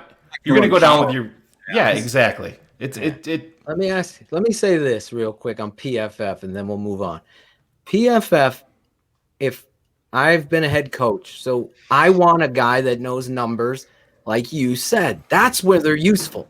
They're not grading players and knowing assignments. That's not their forte, even though that's what they champion. It's really hard to grade players without knowing specific assignments. Exactly. And that's what they champion out there. And they create these narratives like Leno's the top 5 rush run. The grades are fraught. I like a lot of the other charting data. I like things like yards per route run and absolutely that stuff all matters to your point, Peter. I want to know on 3rd down, this defense is always in this front. That's what I want to know. So I'm going to attack them and make them uncomfortable because against that front, we're going to run this formation that gets them out of it. That's where that data and those numbers matter. This PFF thing has gone. Chris Collinsworth, once he got in it, and they project this as fucking God's green earth of goodness on fucking Twitter and everywhere. It's ridiculous. Let me sort of defend them for a second. So I had Austin Gale on from PFF on Locked On Packers, and I told him, I said, look, I did not like PFF. Mm-hmm. I did not like the grades. I thought there was a lot of stuff that just I had too many times I was just raising my eyebrows with it. Right. To your point, he explained how they've refined their process over the years. I didn't realize it's actually a triple blind process. 3 different people grade every single play. And so those things get jumped into an average. So you're getting some better data. The other important thing that they've done is they've hired data scientists to actually, and this is like crazy that they've done this, but to figure out how predictive and stable their grades and their numbers are so that if they need to change them, they do. And so year over year, they've actually made tweaks based on how predictive their grades are moving forward. So I champion their ability to say, we want to make this work. Because if they could do it, right, it would be a useful resource. If you thought they were doing a good job, right, it would be a cool thing. Right. They just don't always do a great job. I think Sports Info and Solutions is doing another cool thing that's run by a former NFL scout, actually. They're Matt Menikarian, and he's a really smart dude. And they've created this thing called Total Points.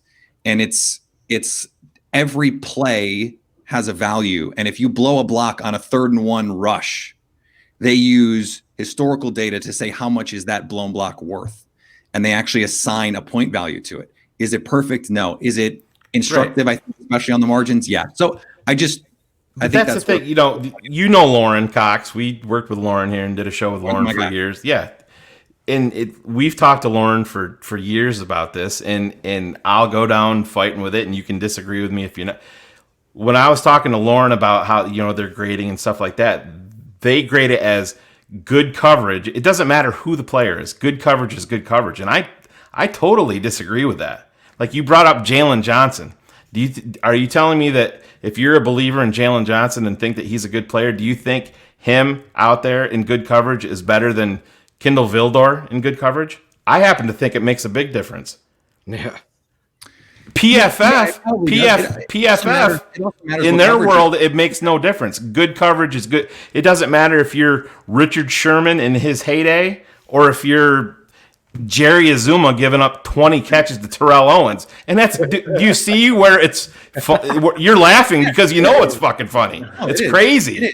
And zone versus man matters. I mean, because there are a lot. Oh, you're going to see a lot of zone this weekend. You'll see Kyle Fuller backing up 12 yards off the ball on third and six. That's another reason why Jalen Johnson needs to be out there, is because they do it with him too, though, Peter. That's the problem. But he's actually a good zone corner, and that's what he needed to be coming out. But listen, you still can't bet. He can't play 12 yards off the ball on a 3rd and 6. Oh, and that's you're preaching to the choir on that, because this has been a Mike Patton thing. The soft coverage. I mean, there was a picture that went viral on Packers Twitter. Yeah, on 3rd and 2 against the Buccaneers, where Josh Jackson is playing 10 yards off, and it's just like, what the fuck are we doing here? Like, crazy, man. That stuff can't happen. So, no, I totally get that. Well, I got a question for you, Peter. I got a quick question for you. Go ahead, Mike. Let's talk a little bit of numbers then. If the Packers rush for, let's say, Mikey, where are you right now? I just like the kitchen. I'm just wondering. my house. I'm in Naperville. Nice. All right. Yeah. So if the Packers, let's say, rush for 75 yards or less, do the Packers win the game? Yes or no? I would say less than 75. I would say no, just because they've gotten one game matters. Well, no, I'm going to tell you why. Because they've gotten conservative in the second half of games that they have had leads, and they run a lot. And so if they only have 75 yards, it's because they've had to throw, or it's because they're behind. Mm-hmm. And they're having to throw to catch up. So I think they'll have 75 yards. I'm not that worried about that. But no, I think this is something that comes up a lot, and you guys probably disagree with this, and that's fine. But the whole running back X needs 25 carries, and they have this record when running back X gets 25 carries. I just think that's confusing the causality versus correlation. You don't run to win, you win to run. But personnel matters there, Peter. That's the big difference. Wait, I have a question for you guys. So if let's just take a replacement level quarterback. Mm-hmm. Alex Smith before he broke his leg. Yep. With the receivers, because I really like the pass catchers that Chicago has. With the receivers that they have, how much better is the offense? Matt Nagy and Bill Lazor are still in charge of it. Well, I think they're better because Alex Smith has the ability to have more mental capacity in this offense. I just don't think it fits. The thing that drives me nuts, I like the talent that Chicago has. I mean, they have Riley Ridley. They're playing fucking Javon Wims, who's a jackass punching people.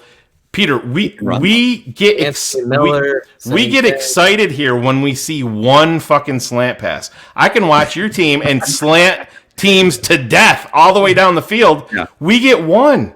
We have a head coach that comes here and says, Cole Kmet, deserves to play more. That's on me. Wait, that's on us. That was in week 4. For the next 6 weeks, he got 4 targets. It's a kid that you drafted in the 2nd round. I'm not saying that he's Travis Kelce, but when you're on an inept offense, let's be honest, Cole Kmet should be playing. He should be out there. It's just Matt Nagy is over his head. I think he's a position coach. He's a good leader of men. But every time you see him, what do you see? You see the goofy looking face and you see the play sheet up in his face. He's not fucking seeing what's going on in the game. And that's important. Fundamental. Peter, you've been around football a long time, just like we have. This game can actually, you can take all the fucking data, all the numbers. Yes, they do matter. But at the end of the day, a lot of the game can be very, very simple in fundamental football. On 4th and 1, don't go fucking empty and put a gadget player in the backfield. No matter what the stats tell you. You know what I mean? Anything. And this is where Matt Nagy is in Peter. over his head. Did it twice with Patterson. And that's where we're at. And that's where Let me Yeah, go ahead. Go ahead, Phil. Here. Peter. Yep. There's 2 things. We don't agree on the run game. That's I fine. believe, and that's cool. You came on the show. Honestly, I thought you were gonna puss out like you did, but I'm serious. Keeping it 100. That's the name of the show, Peter. That's why I got it. So there you go. So I went on this journey with you. I appreciate it. I appreciate you coming on the journey. Seriously, I'm keeping that 100. A lot of Bears, I see it in the chat being dicky to you, but Peter is actually.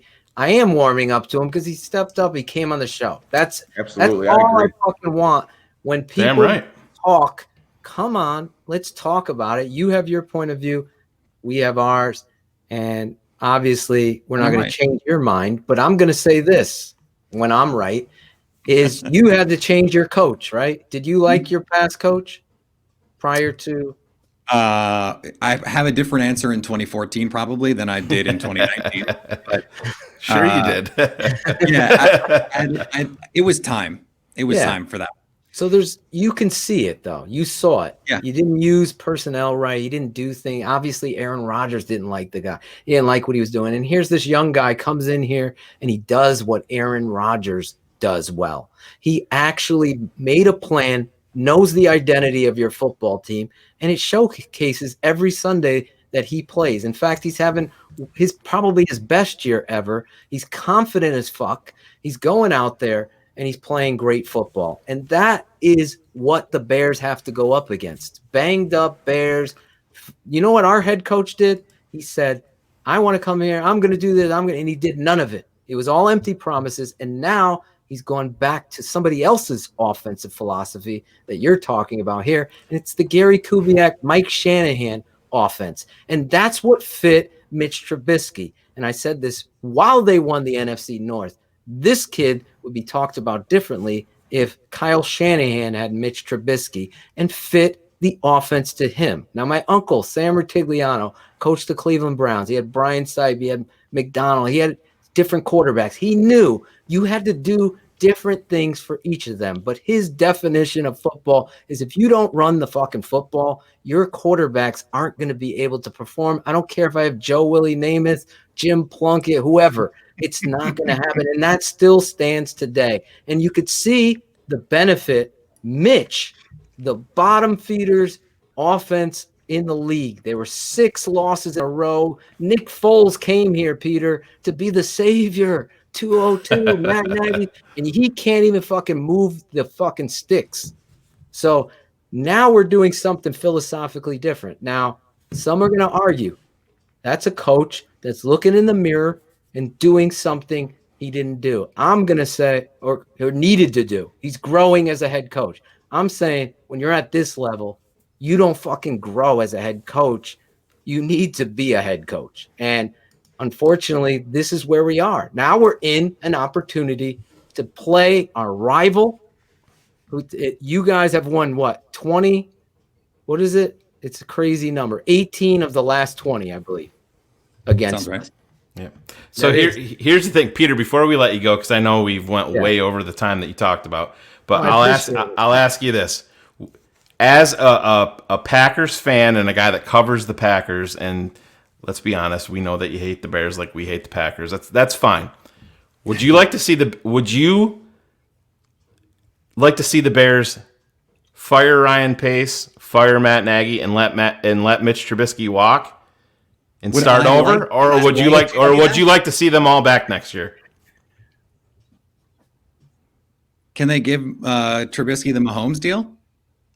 Well, no, I'm just saying. Even if it's it's 2 years, $26 million with $12 million guaranteed, or whatever. I'm just throwing numbers out there. Would you like to see those three back, or would you like to see them clean house?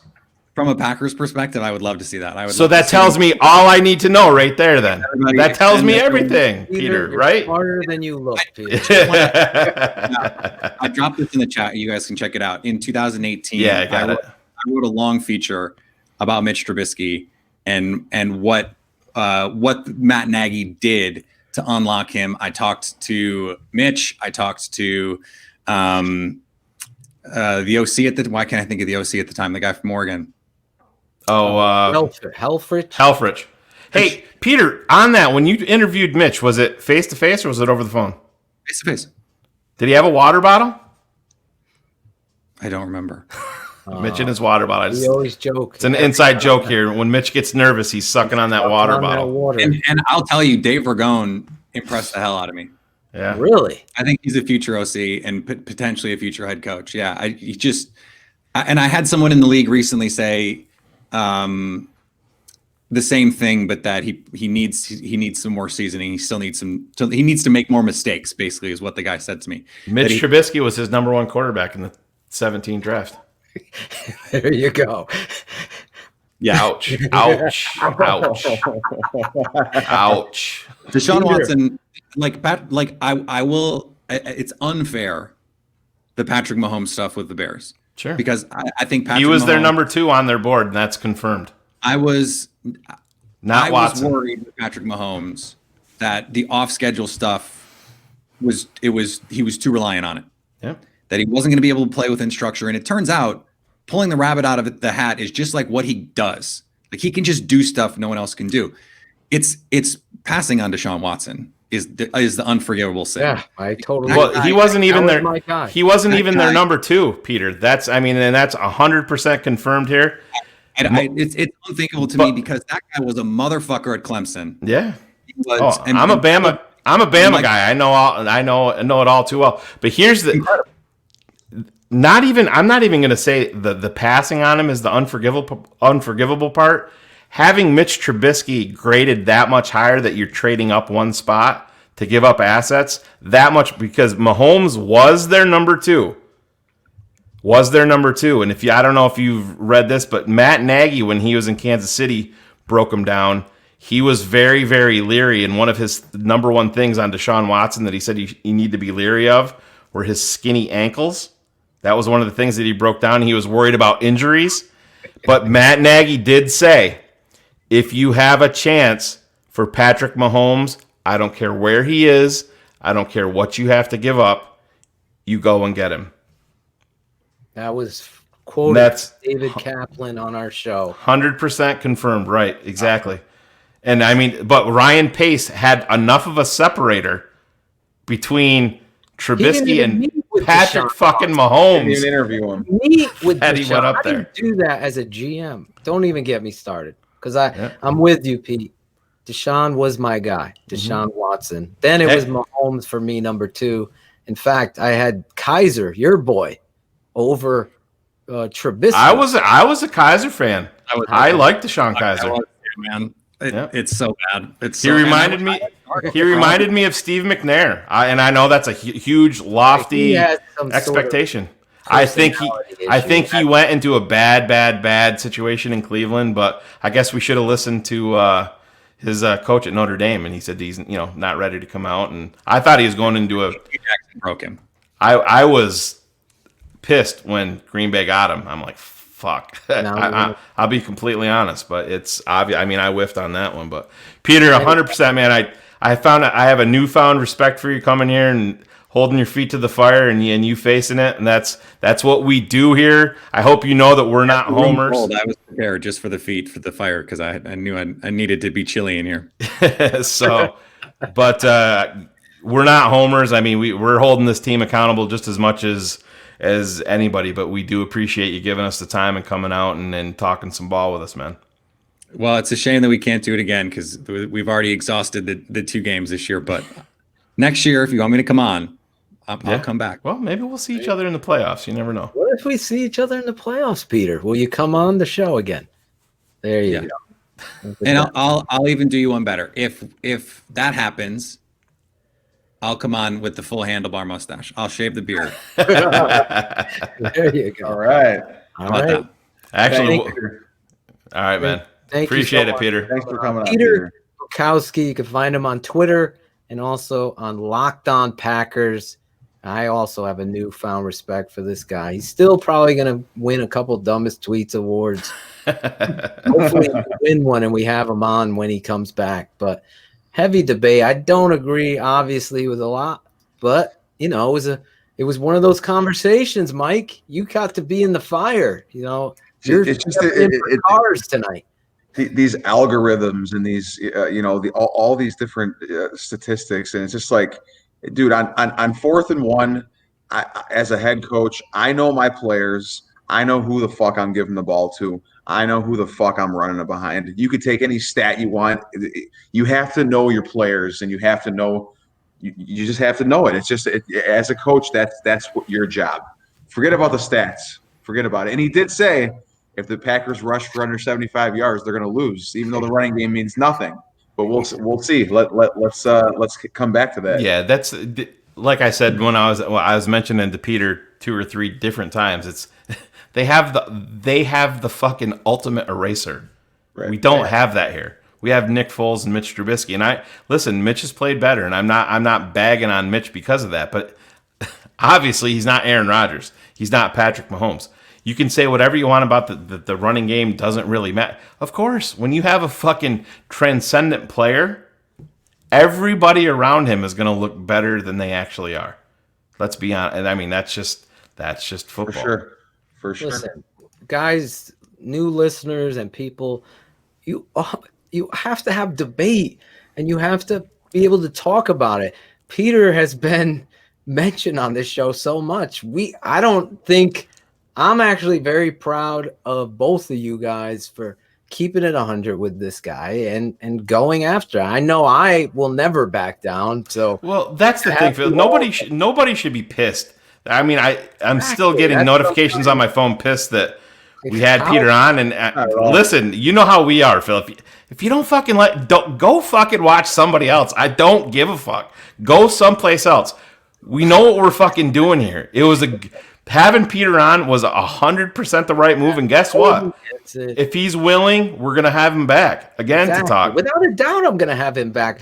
I have respect for people that have their opinion and are willing to talk about it. He has been dickish. I'll keep it on. I said it in front of him on Twitter. He was here being a little snarmy bitch for a minute, and then I called him out for that. I called him out. He calmed down and he understood. Like, no, you're not playing with people that don't fucking know the game and are homers. That's the one thing we are fucking not here. I will hold everybody. He's not expecting us to bag Matt Nagy. I can tell you that. He was in shock. And yeah, well, I think coming on here. That's why I said I told them that we're not homers. And listen, we're not, Phil. You before anybody was calling it out with Matt Nagy. I mean, 2 years ago, and that's the thing. Listen, we want what's best for the Bears, but we're not going to blow fucking sunshine and rainbows up your ass and give you false bullshit to say, oh, let's overlook this and overlook that and everything's going to be fine. We're not the fucking show for that. And if that's what you want, go wherever else you want. Don't come here.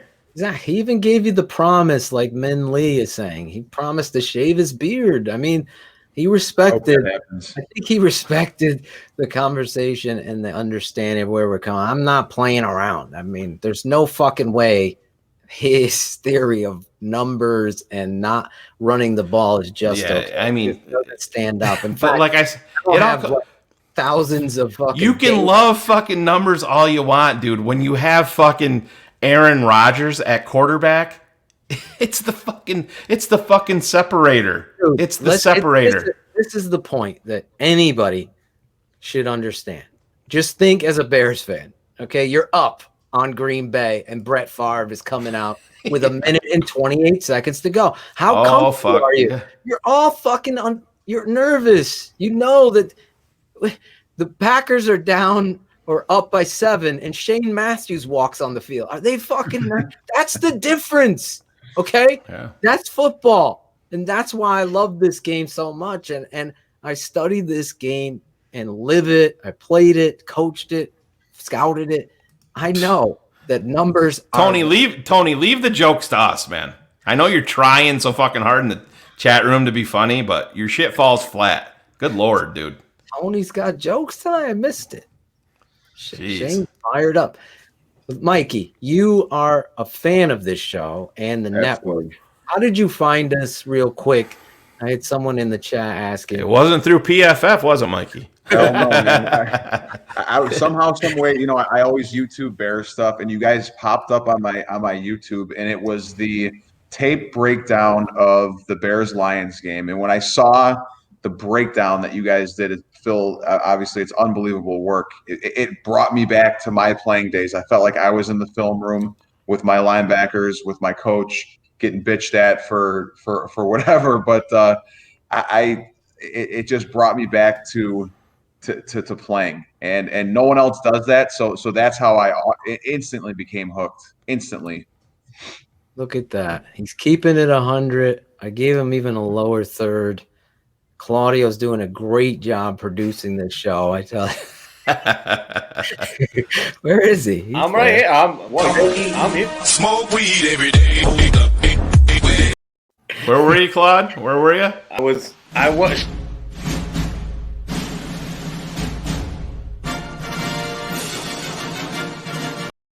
How do you not wait? How do you not give a Packer fan that I don't give a fuck? You know how many people in the comments were like, "Where is the I don't give a fuck?" I was hoping my producer would do it. Well, dude, I was if you let me come on, I was gonna come on and be like, "Dude, who's your favorite Packer fan?" And then when he started, I was gonna be like, "But that was it. Dude." I was manning the chat here, and I couldn't put on most of the comments because they were so bad. Oh man, there was no love for this dude.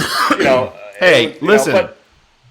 Just like when Phil and I came from a different network, I went on Twitter when Mark Grody got the Bears gig. They took him from the Cubs and moved him to the Bears. He pissed me off because he had no Bears-related tweets for like fucking 4 months in the offseason. I'm like, who the fuck is this guy? And the network where we had him on for a guest, and those comments were played for him live on air. And at first, initially, I was like, oh, shit, here we go. But Mark fucking loved it. He goes, you know what? I heard those comments, and you guys got into my head. And I thought of it every single time. Like, that's what these fans crave. That's what these guys want. And he's like, I think about it all the time. And I respect him for that. And listen, I don't agree with much of what Peter says. And we went back and forth. It's healthy debate. Whatever, Packers fans, Bears fans, I respect him for coming on because a lot of people wouldn't. Yeah. A lot of people want to. Going to puss out. I said it right to him. A lot of people. Yeah, a lot of people wouldn't make the leap to come on, and he did. So like I said, I don't have to agree with everything that he says because, like I said, crunch your fucking numbers all you want, dude. They like Mikey was fucking saying, you can't say that numbers are fucking the be all end all and then say, well, if we don't rush for over 75 yards, we're probably not going to win. Well, that means it's kind of fucking important. Let's be honest. Mike called him right out. He's fitting right in. You're getting a lot of love here. Mikey was giving me love until Shane came in with the Grody story. But I really wanted to say, Mike, thank you for the kind words. Listen, on this network, what we do here, just to piggyback off Shane and make this final point and bring it all together. The reality is I've been in football my whole life. Numbers are a piece, and it's a small percentage piece. When the game is on the line, the decisions, the gut feelings, the mental attitude and approach to the game, the refs, all of it plays an instrumental part in the ebb and flow of momentum. And when you have momentum and you have pride and those things meet, then you have aggression. So as a coach, you're not worried about the fucking numbers. You're worried about the players, the personnel, the formations, and the things that you're going to do to attack to win the game. And unfortunately, here in Chicago, to Shayne's point, we haven't had the great equalizer that can go out, walk onto the fucking football field, and just change the whole dynamic of a game with one throw down the field. You can't compare Mahomes and Aaron Rodgers to the rest of the league. It's just it's not. It's out of this world. That's how good they are and can be. Now, can they be stopped? Yes. And all of us here know the remedy to Green Bay, and that's being aggressive and doing something different. If the Chicago Bears, and then we'll get to our next segment, go out there, play those soft zones, and let this guy eat you apart, and then they start running the ball, you're fucking done. So what you need to do, Paisano, is fucking get up in their face, even put Kyle Fuller, you're on Adams the whole fucking game. Did you notice when I brought that up with Peter with the soft coverage, 12 yards back? And I mean, I should have uploaded that with Roquan, Phil. That says to me a whole fucking lot. Someone get it, send it to Shayne or find it and upload it. It needs to be shown on here. He's telling you as the inside backer, I need these motherfuckers up tight. I want to blitz. I want to roam. Mikey talked about it, Phil. He's the fucking ultimate fucking wild card on this defense because he's so explosive and athletic. He's the fucking guy that can dictate the fucking game. 3 of those guys on your football team. If this fucking piece of shit at safety would come out and play like a fucking animal, if you get in his fucking face and say, we need you, big boy. We need real 39. Then you have an opportunity to go out here and kick some fucking ass because now you could play those tight mans because that safety is coming up in the alley and he's filling and he's doing everything responsibly well. As a defensive coordinator, your number one fucking wish, even if you have the greatest pass rusher, is to have 2 great corners because now you could do whatever the fuck you want to do with your check. In Chicago, you have a great corner in Kyle Fuller. Put him on Adams. Match that shit up. Make it about that.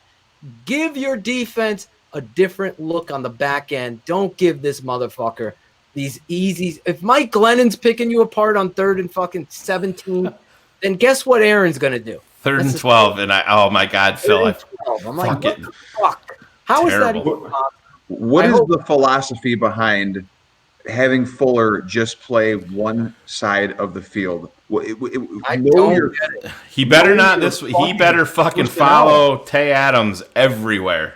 Just be on Adams. Best on best, man. Yeah. Get up in his fucking face. Say, let's go. All or nothing, Mike. Right. You were at the fucking bachelor pad. Now you're with the woman. You're getting down on the knee. It's all or nothing at that moment. You ain't fucking right. No going back. You have no shot here. You were up close and personal. You weren't 12 yards back when you're popping the question, were you, Mikey? No. Yeah, it's in Pagano, again, like Nagy, he's a nice guy.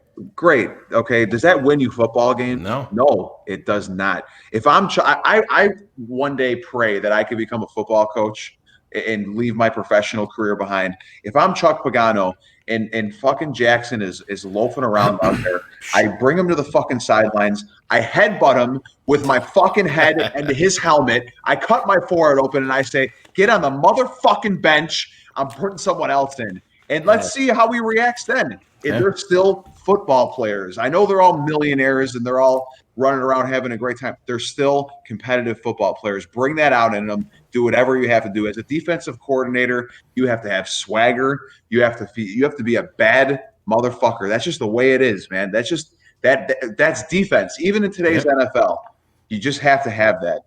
So I agree with you guys 100%. It's like there's some rule where you can't bench your starting players. Or he's making too much money, I can't bench him. Bench the motherfucker. Bench him. See what happens. You heard the great quote by Bob Knight in this show. You got a Packer reporter, blogger. He has his podcast. He coming on, and we're going to debate. And this has been a great show. You got Mikey Tenerelli from the Bachelorette coming on the show. He's a patron fan of our network, and he's keeping it 100 here. You couldn't get a better promo, Acevedo and Jeremy, than what Mikey had to say about what we do here at this network. Tomorrow, I will release the tape never lies against the Jags as we prepare. And you know what's different for you patrons this week?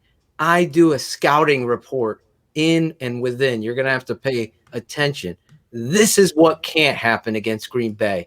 This game is everything. And if you come out here thinking you're going to blow fucking lollipops and roses, no pun intended, Mikey, to the fucking Packers and play like you're playing because you're so much better than the Jags, that ain't going to work. This is a rivalry game. They're coming to your town. Fucking Bakhtiari's talking shit. Aaron Rodgers talking shit. They think this much of you. I was there in 2018. I know what Khalil Mack and company did to Aaron Rodgers, and we're all over his ass all game, threatening him. The difference between winning and losing this game is going to come down to 2 plays. I guarantee it. Mark it down in your books. Someone's going to drop an interception. Someone's going to have the opportunity to make a big play, and they're not going to finish it because they're fucking going half-ass. I hope I'm wrong, but what I'm seeing on film throughout the whole season has been defensive players not playing with defensive pride. That's my say there. In tomorrow's scouting report is what it's going to be, is me breaking down this Bears defense for you patrons and the offense and showing you this has to be better. And because you have one shot, and it's to get to the dance, because anything could fucking happen at then. You got to punch him. Yep. You got to get after Rodgers, and you really got to get David Montgomery going. And hopefully Matt Nagy can get out of his own way. And I saw some person in the chat, Shane and Phil have told you for weeks that Matt Nagy's still calling the fucking plays. I don't know if you watched the tape. I'm showing you evidence. The tight end sweep, if you didn't watch Bears Hour Live, was my whole fucking rant because it drove, even in a fucking 41-17 blowout. Those little things matter. To run that gimmick shit at the 1 yard line is such a fuck you to the fans, the team, the offensive line, the quarterback, everybody, and David Montgomery too. It's a big fuck you. And that kind of shit, save that shit for Andy Reid's offense. He can do that shit because he's got fucking weapons galore. In your offense, you got to fucking pound the rock in, score 14, make it 14-3, and then all of a sudden it's 37-3. That's how you fucking win and change your culture. But I digress. We got to go on with the show. Peter was on. Claudio, you got that ready? Our next segment, hold up, I got to give you the intro, is...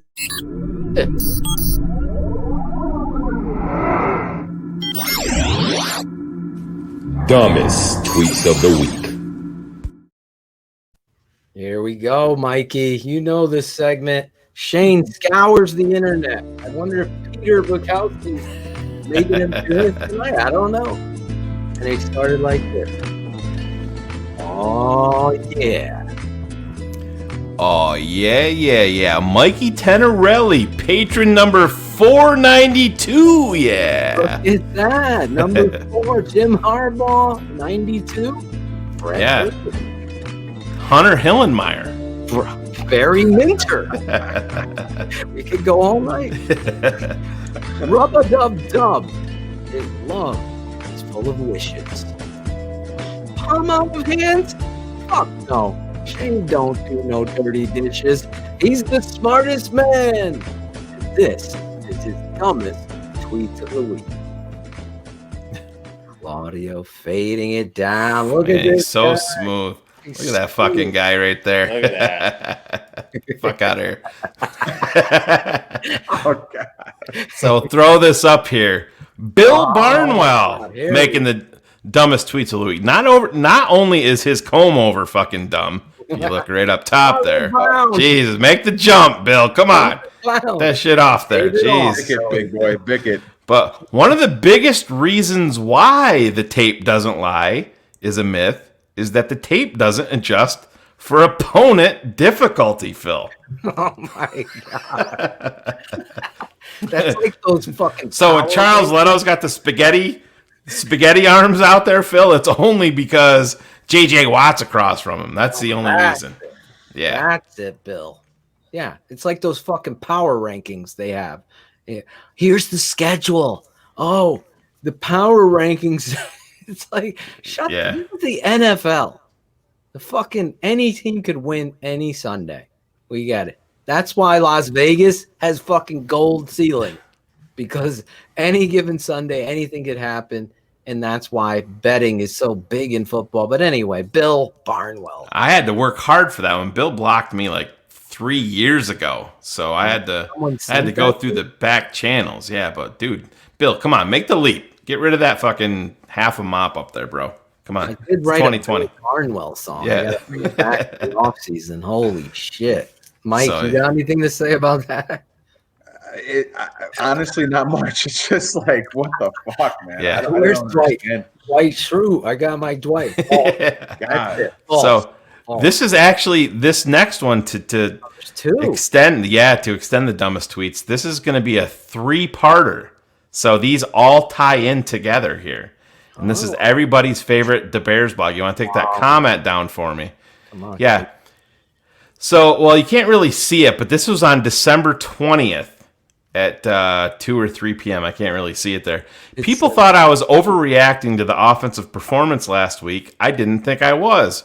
Matt Nagy, Bill Lazor, Mitch Trubisky have figured this out. The organization would be crazy not to bring that trio back in 2021. Now, here's the key. That was December 20th of this year. Yes. Okay. So let's take that down, and we're going to move on to the next one. And 7 days later, same guy, same Ryan tweeters. Member of the blocked club. This was after Mitch's interception. Hey, guys, Mitch is Mitch. Why are people acting like Mitch is not Mitch? 7 days before, he was just saying that these guys, including Mitch Trubisky, had figured it all out, and we would be crazy not to bring him back.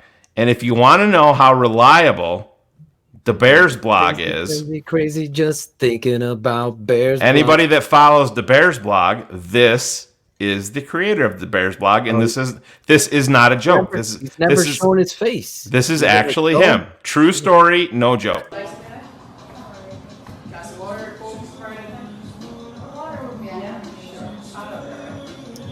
Are you serious? Bears blog, up close, makes sense now. up close and personal. 100%. That we need to put that to some music. No, you know what we're gonna do? We're gonna recreate that with this guy. He's gonna jump up on the screen. Dude, I had that same idea. I was just gonna come in and say that. That was perfect. All right, see you, Claude. Anyways, but yeah, Phil. Oh my God! Wait, that was really him. Yes, that was him. That's the Bears blog, and he was proud of it. He tweeted it out. So, but it's funny. It shows you. I would love you know, to get that motherfucker on here. Oh yeah, he would. Well, we tried, Phil. Remember, he wanted $100 for 20 minutes. Mike, he wanted to charge money. I go, you fucking charging money? Like you're somebody? I'm trying to help you out. That tells you enough right there, man. Yeah, exactly. Well, that's essentially what we told him. But this is the guy that told me real quick. We had a debate one time way back.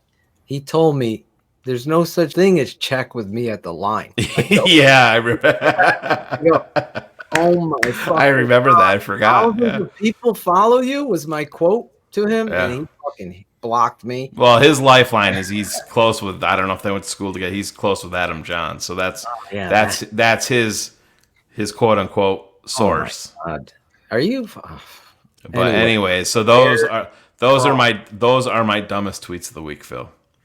Beautiful. What did you think? This is your first time on the show, Mike. I love it, man. I appreciate it. I'll come back anytime. And your time's not done yet. Yeah, we're not kicking you out yet, and unless you want to go, Mike. I thought we were. No, I'm here. I wanted to. Who's the autographed football over there, over your shoulder? Is that your Dick boy Akeem Hicks, man? I got it from my birthday. Nice. You're gonna make a friend of TTNL, Heidi from Mexico. From Mexico. She's a big. Well, he's a big Heidi supporter. Akeem Hicks is. He loves him some Heidi. Great guy. He plays with swagger. Just fucking be consistent. Yep. And if you're not, and your coach needs to know when you're able to go and when you need to take a fucking series off. Yeah. If that's the condition he's in, you got to know your players. You just have to. And you know, back to those tweets. The only way, what do you guys think? The only way I bring Nagy back and Trubisky back is you go beat the fucking Packers Sunday, and then you go possibly, depending on how everything turns out, you go play the Saints and you go fucking beat them, and then you talk about bringing the trio back or bringing two out of the three back or whatever. But until then, oh my God, I love and you have to have a little bit of common sense, and that's what I'm talking about. The Bears blog guy, you can't fucking ride the fucking roller coaster of emotion and say 7 days previous that, hey, you got to bring all these guys back. They fucking figured it out. And then you see one interception and be like, oh, hey, this is who this motherfucker is. That's what we don't do here. You know, if we invited Peter Bukowski on and just shot the shit with him and didn't talk about, you know, uncomfortable stuff for him and, you know, hold his feet to the fire, then we would be fucking frauds. But that's not the way that we're built, Phil. We never have been and we never will be. No. And the Bears blog is a piece of shit. That's all I have to say. I'm serious, because I don't like pretentious, like Peter was being, and we call it out. I know who Peter Bukowski is. I'll never pretend like I don't. I know who the Bears blog is. Now I see his face. I know even more than maybe I want to, Mike. But the reality is I'll never pretend like I don't know a fan. I don't know a person. That guy in that comment I've seen, he pretends like he don't know who I am when he studied my fucking tape breakdowns, and I have fucking very, very good hard evidence of it. So please play that fucking game with the fucking dud boys, the sunglasses. I don't need that shit. Don't play that fucking game. Come on the fucking show, the Bears blog. I hate fucking bullshit. Put an AVI of yourself. Let's see who you are. Finally, you show yourself. Great. Fuck out of here. Yep, so I have the mini rant. Anyway, now for some positivity, Phil. Now for some positivity. I get fired up. The Italian in me, Mikey. Just happens, man. Yeah, Claude, I sent you a DM. Hurry up, Claude. Where are you? Where's the music? Make the music with your mouth, Mike. There it is. Smoke weed every day. Well done. Oh, yeah. Oh, yeah. Where the fuck is Claudio the Barber? Yeah. Better be reading that fucking DM, yeah. Read the DM, Bob. He outkicked his coverage. He found himself a Czechoslovakian. No. He understands the truth. You use Montgomery on 4th and 1. Not a special teamer like Cordarrelle Patterson. He's the smartest man. And these are his best tweets of the week. Czech Republic. I have to bring that one back. Czech Republic. I know, but oh, Jesus. What am I going to do? Good job, Claudio, on the fade out. Where the hell did my tweets go? All right. Where did they go? So, Mikey follows the show. Everybody here follows the show. You know that we brought this up a few weeks ago, Phil. Gale Sayers, on the Mount Rushmore of Chicago Bears. Larry Mayer sent this out if you want to remove the comment there. The Bears will honor Hall of Fame running back Gale Sayers, who passed away earlier this season at the age of 77 at Sunday's game against the Packers, with a stenciled circle on the field that features his last name and the number 40 jersey. You know, it's a good tweet because they're doing the right thing. This could have easily been in the dumbest tweets because there's no fucking way it should have taken this long. Ever. Under any fucking circumstance. It's embarrassing, and as a Bears lifer, like we all are here, it really, really hurts me when you're even more so with the Bears. They're a family fucking run operation. I mean, they're a close knit group. Not saying that they make the right decisions, but that is so fucked up on every fucking level. Because if the Bears were 6-9 right now, heading into Week 17, were you gonna honor Gale Sayers against the Packers, fighting for, in Week 17 with nothing on the line? So they're trying to cover their fucking bases. And you fans kept it 100. Yep. We fucking called it out on this show. It's no coincidence, according to sources, that they heard us loud and clear. And when I say us, I mean all of you 100 crew. That's the reality of the truth. It was a travesty. It was embarrassing. I texted people. Lemuel Stinson did, who was on the show at that time. And things coincidentally changed, Mikey. But that's the power of this network and what we do here. I don't give a fuck. I'll put it down there. I so appreciate people saying, hey, the tape spoke to me. That's how I found you. The Bears are our surface, are our sauce, as I always say. That's where we all come together. They win. It makes my week go a lot better. I know that. Gale Sayers dying. You've done so much for everybody else. I even was pissed off at myself for dropping the ball, not being louder sooner. When it came to my attention, I forget who, somebody in the chat, actually, credit to them, it might have been Josh E., brought it to our attention, like, holy fuck, to not put the 40 on the back of the helmet. Yeah.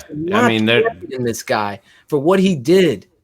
At the very fucking least, I know the NFL is real restrictive in what they'll let you do in terms of on-field stuff. You could have fucking painted the fucking 40-yard line, put a fucking flag up. Oh my god! You know what I mean? At the fucking 40, anything. Yeah, exactly. We were bitching about that. It got changed. I go, how do you not have? I go to fucking Philly and they got fucking statues of Donovan McNabb, for Christ's sake. We don't have. They have a statue of Nick Foles in Philly. It's exactly true story. They can have them. Yeah. And they don't have a fucking. Hey, I'll build him a statue if he takes us to the Super Bowl. I'll build that motherfucking statue too if he wins the Super Bowl. So yeah, and this will move us to our number one tweet of the week overall. The Chicago Bears sent out a tweet. We're keeping it 100, and you're goddamn right we are. That's what we do here on this fucking network. They love the show too. Yep, I think we do it week after week. Mikey's a testament to it. That's how he found us, and he's a believer. He's a patron. Mikey, you can even speak on the TTNL Patreon program. Has it been worth your $7 investment? Oh God, $7. I mean, what can you buy for that? A fucking pack of gum? Come on, $7 to get the access that we get. Like I said, what reeled me in was the tape breakdown. Yep. It's worth its money, and it's worth its weight in gold. Just that alone, And on Gale Sayers, our previous guest Peter would probably rank him, according to his rushing yards, touchdowns. But he's the 38th best running back in the history of the NFL. Fuck that. That guy, when you watch him play, forget about he got hurt. In my mind, the greatest running back ever. I mean, I know Peyton. They're right there. They're two different, types of players. And Peyton had obviously a lot longer career. But watching replays of that guy, I can't tell you anybody that was better. I really. Do you remember watching Reggie Bush at USC? That's who Gale Sayers was on the fucking NFL football field. Right. And I mean, Mikey, how old are you? I'm 44. How old are you? 38. Yeah, 38. So we're all, Phil's old as shit, but we're 72. He's all right. 47.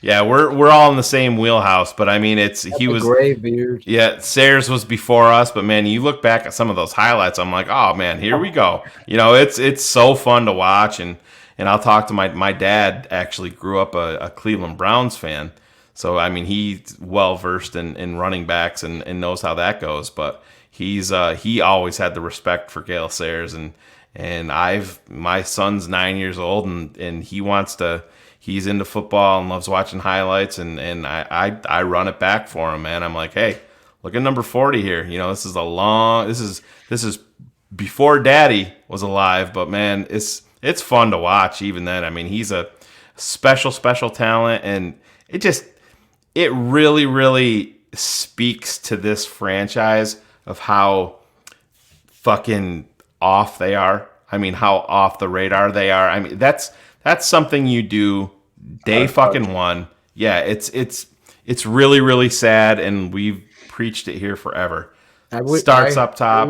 I love the idea of painting the 40-yard line against Green Bay. I would bring as a pay coach, pay the fucking fine. Pay the fucking fine. Exactly. What is fucking fine? $20,000? That's fucking like $7 for patron for these fucking McCaskies. Nothing. You bring your fucking whole team out to the 40-yard line before Bears-Packers, and you talk to them about the history of this game and people like Walter Payton, Gale Sayers, Butkus. This is everything. Don't get it fucking twisted in your egos, in your salaries. Don't fucking forget that the fans might not be in the stands, Greg Braggs, Glenn, but they are here with us. And this game means everything to me, to my 6-year-old son. He can't even fucking sleep. He's so excited about Bears-Packers. I'm getting fucking goosebumps thinking about it. So if you think that this shit doesn't matter to the fans, to the people that are dealing with COVID, there's people dying in the hospital that are living and breathing and dying for the fucking Bears. Use the fucking history to motivate your football team to be the best on Sunday against your rival. That's what this network is about. That's what Peter doesn't get in his numbers. That's what John and Jimmy and Joe and even Mitch Trubisky in the chat gets here at this network. I fucking love what we're doing here. Does that mean we're doing Cut It Out, or did we cut It Out tonight? Is Claudio ready for Cut It Out, or is Cut It Out? I'm not. You to shut up. Oh, okay. Yeah, let's go. Yeah, we'll riff a little bit. We'll riff a little bit here, but yeah. I want to say a couple things business-wise, Shane. Did you have something to say? I'm sorry. No. I just said, yeah, we'll do Cut It Out next, and Claudio can do his thing. Okay. Real quick, business-wise. Patrons, TTNL, The Tape Never Lies, Draft Dr. Phil's Tape Never Lies tomorrow. I'm almost done with the narration. Then there's this whole process Shane and I fucking hate, the uploading, downloading, up. It's crazy, but it'll be there. This show, though, goes into a podcast. You could find this podcast, as you know, on all of the podcast streaming. Our guys at Shy City Sports promote and bring this to you on your podcast stream. Keeping It 100 can be found on all podcast streaming apps: iTunes, Spotify, iHeartRadio, Stitcher, Overcast, Castbox, Deezer, and finally, officially on Google Music and Podcasts. It's Keeping It 100 with Phil and Shane. Oh, yeah. We got Mikey T in the motherfucking house. 100. Keeping It 100. We're always keeping it 100. Real quick, right after Bears-Packers, you guys know the best post-game show. It shows in the downloads, the numbers. It's Bears Hour Live. Hopefully this game, do we have an update where this game is going to be shown nationwide, Shane? Is this going to be on network television? We need to get. I know they flexed it. They put it to what 425. Yeah, so I'm Central, yeah. I mean, I don't know how the fuck it's not the national game. I thought Chicago it would be versus the Sunday Green Bay night football game. I can't believe what game did they put? Giants versus Eagles or some shit. Whatever, better for us. We always shit the bed on Monday night anyway. Yeah. So. It's Sunday night though. It would have been good, maybe. Yeah. I mean, 4 o'clock. I'm loving No, that. I'm good with 4 o'clock, dude. Like Those 2 a.m. BHLs are fucking killers for me. Oh yeah, 45 minutes of sleep. I wanted to get my dad. Hopefully, will be on. I know Lemuel Stinson, former Chicago Bear, great corner, is going to be joining us on Bears Hour Live after Packers Bears. It's the best Chicago Bears postgame show on the planet. Bar none. It's Bears Hour Live immediately after each and every Bears game with host Shayne, the smartest man, and draft Dr. Phil Ottochian. Every Sunday, Monday, or Thursday, immediately after Bears games. Your guys, Draft Dr. Phil and Shayne Marsaw are live on Bears Hour Live. Subscribe to the show via the Tape Never Lies Network, which can be found on YouTube, Facebook Live, Twitter, and Twitch. It's the best Chicago Bears postgame show on the planet. Bears Hour Live. Oh shit! Yes. Oh shit, guys! I love you. You join us this Sunday on Bears Hour Live. Those of you wondering, YouTube, what's going on? I'll be real quick. We will be back streaming live on our YouTube. Hopefully in February. There was this thing, a copyright strike. So they took live streaming. That's why Shayne hates the late night game, because we end up having to upload the show afterwards. Forever. So it takes a while because it's usually like a 2-hour show, and YouTube is so weird about that. Anyway, so that's why the show goes up later. If you can't catch it, that's fine. It'll always be uploaded. It'll be there ready for you. It'll be ready. You could watch us live. If you're a patron on our Patreon YouTube channel, allows you to live stream there. Our Facebook page, Shy City Sports page, Chicago Bears Fan Forever Facebook page, and Twitter, Twitch. Find us. The Tape Never Lies. You can find us there. Lastly, this is your last week, a few days left of becoming a patron for the $7 fee. Obviously, we're not going anywhere. We're going to have breakdowns. I'm going to break down the tape on prospects, players. Shayne and I are going to do draft shows with Cars and other guests, breaking down the draft, free agency. If there's a coaching change, if the Bears get embarrassed by the Packers, there'll be Black Monday, and hopefully Nagy and everybody we'll be going live for patrons, and we'll be doing it for you guys. So get in while the getting is good, as they say. That's all the business side. Now it's everybody's. I don't know where he is, Charles. I got it. Well, we will roll the open here first. Okay, let me here we roll go. the open. I got it. Oh, you got it? Go yeah, ahead. I got you.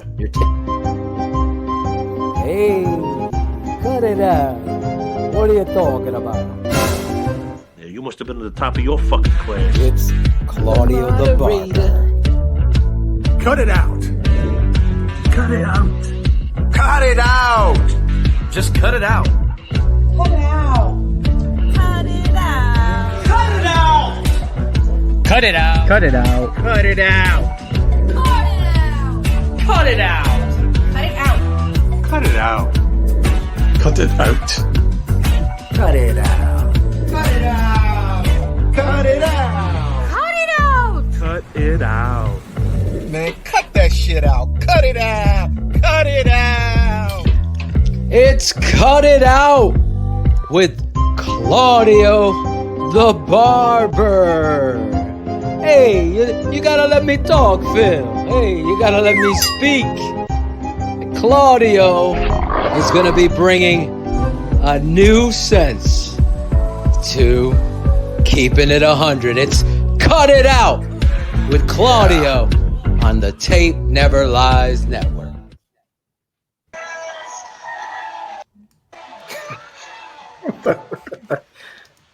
I'm trying to hear him. Oops. Put him up there. There he is. It's not Claudio. Charles Leno is here, Phil. Oh, Jesus. The Walrus. Oh, God. Oh, hey. Oh, Charles Leno. Hey, what's going on, guys? Hey.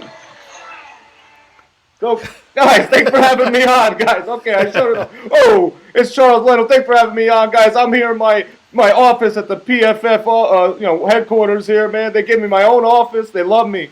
You know, I don't know. You know, they love me. And sorry guys, I got my favorite Bears podcast shirt there. Sorry about that, guys.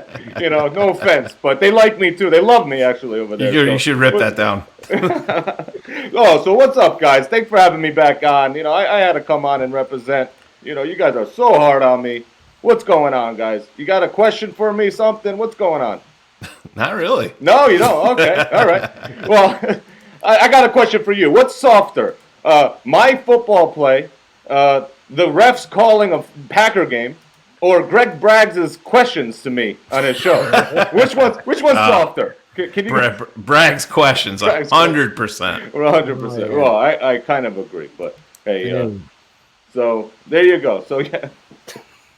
Your blocking is the softest. Yes, it is. No comparison. Sorry. Well, according to PFF, it's not. If you see, you know. So I don't know. You know, listen. PFF and show. Hey, math is math, Chuck. Math is math. Numbers don't lie, right? Chucky Leno, speed bump. Listen. Smoke weed every day.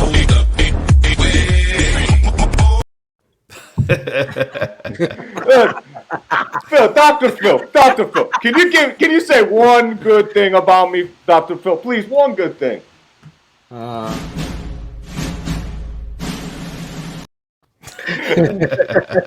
Hey, I get no respect here. Hey. Charlie Dangerfield. That's his new nickname, right? Oh my God. Hector and I are thinking alike here. I'm trying to figure out what song he's playing. It's the Beatles. I am the Walrus. You should have went You're with a music guy. You're a music guy. I couldn't hear it. I can't bring it to the my mic. Goodness. Oh man, boy. I'd All like right, well, Sophie put on the Usher dance. Let it burn. I'll do the Bears blog dance. The Bears blog dance. All right, let's there see you it. go. Just the Bears fucking block. block somebody on Sunday, buddy. Just go out there, yeah. Can you go out there? Have the confidence of David Bakhtiari. Talk some shit. Go after people. I don't care if you hold. Just do it inside the chest plate. Get in there and drive your legs. Can you do that? I will do it for you, Phil. Just for Thank you. you. I'll be on your side. Just for you. I'll be And you'll happy say with something nice about me, right? I will. Okay, thank you. As long as you block out, that you do that pretty good. You'll see it on the show, on the tape tomorrow. All right. Get your fucking body in the way. Is this his real? Is it okay if I fall down and they trip over me? Is that okay? Montgomery goes the other way and runs to the house. No, I don't care. Yeah, running game doesn't matter, Mikey. Yeah, no, just drop back and fucking open season, pass all day, baby. Yeah, get everybody on their heels. Keep it 100. I wasn't expecting Chuck Leno on the show. Peter Bukowski. We did find something that Charles Leno is worse at than pass blocking, Phil. Did we? Yes, and it's right here. Yeah.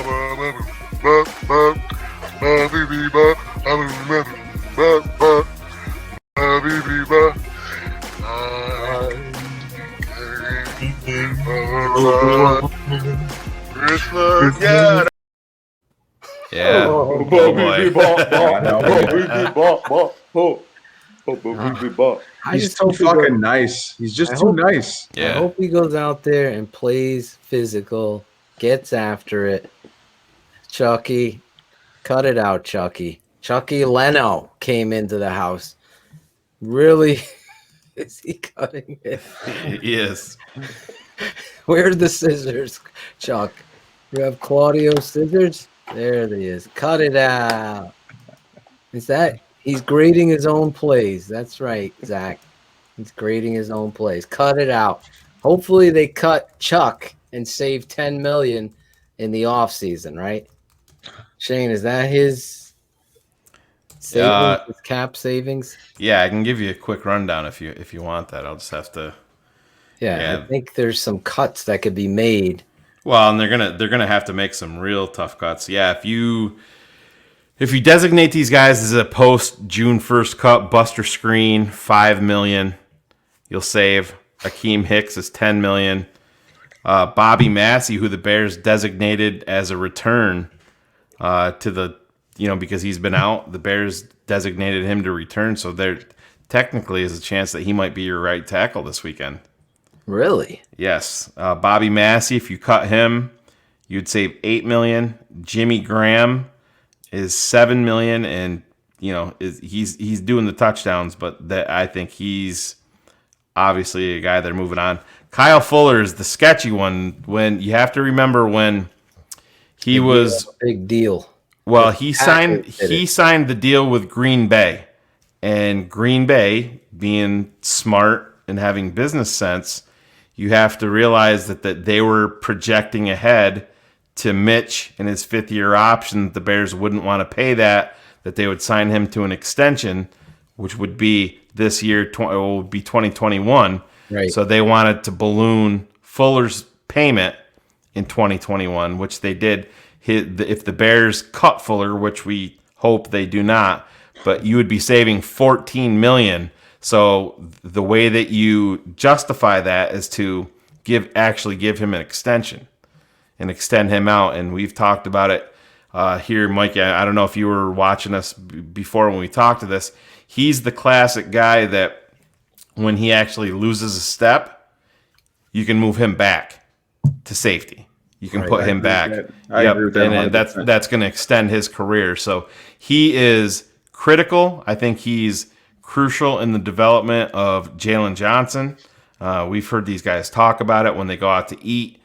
Kyle Fuller's not even engaged in the conversation. He's looking at his iPad. They said he watches tape 24/7, 365. When he goes and he plays golf, that's his escape from football. And when he's back at it, it's tape. And that's what he's all about. You cannot lose guys like that. Those guys are the fabric pieces of your roster that are so important. Numbers, Shane. Yeah. the heart of your roster. You're goddamn right. He is. I definitely think he's not scared to hit. So if you put him back to safety, eventually he will come up and fucking fill a hole. Yeah, all day, every day. When he was coming out of Virginia Tech, I actually scouted him as a better move to safety because he's so good at breaking on the ball.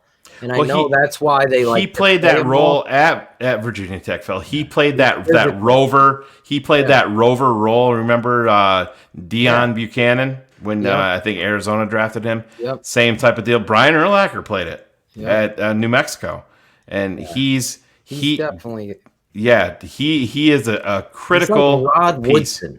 Yep, Rod Woodson absolutely. Back to safety. Charles Woodson. Did the same thing. Exactly. Charles. Gotta hold on to that guy, man. Have to. Gotta. Hopefully they do. If you want, fine. The tough one is, and we all love the guy. I brought it up on BHL. I know I pissed Heidi off. There's a lot of people that love him. There's going to be guys that you lose that you love. The autograph. Akeem Hicks is the guy. Don't feel bad. Greg Bragg sent me an autograph football. It's got Matt Nagy, Mitch Trubisky, Leonard Floyd, and Kyle Long on it. Cody Parkey too. I would have sent it back to him if Cody Parkey was on it, but no. I would do what I could. Absolutely what I could to keep Hicks. Yeah, I just think that the swag and the heart and soul means something. He's still a fucking great defensive tackle. Get him healthy, whatever he's got to do. Maybe he's got to work a little harder in the offseason. I don't know what it is, but how old is he? 31 or 32.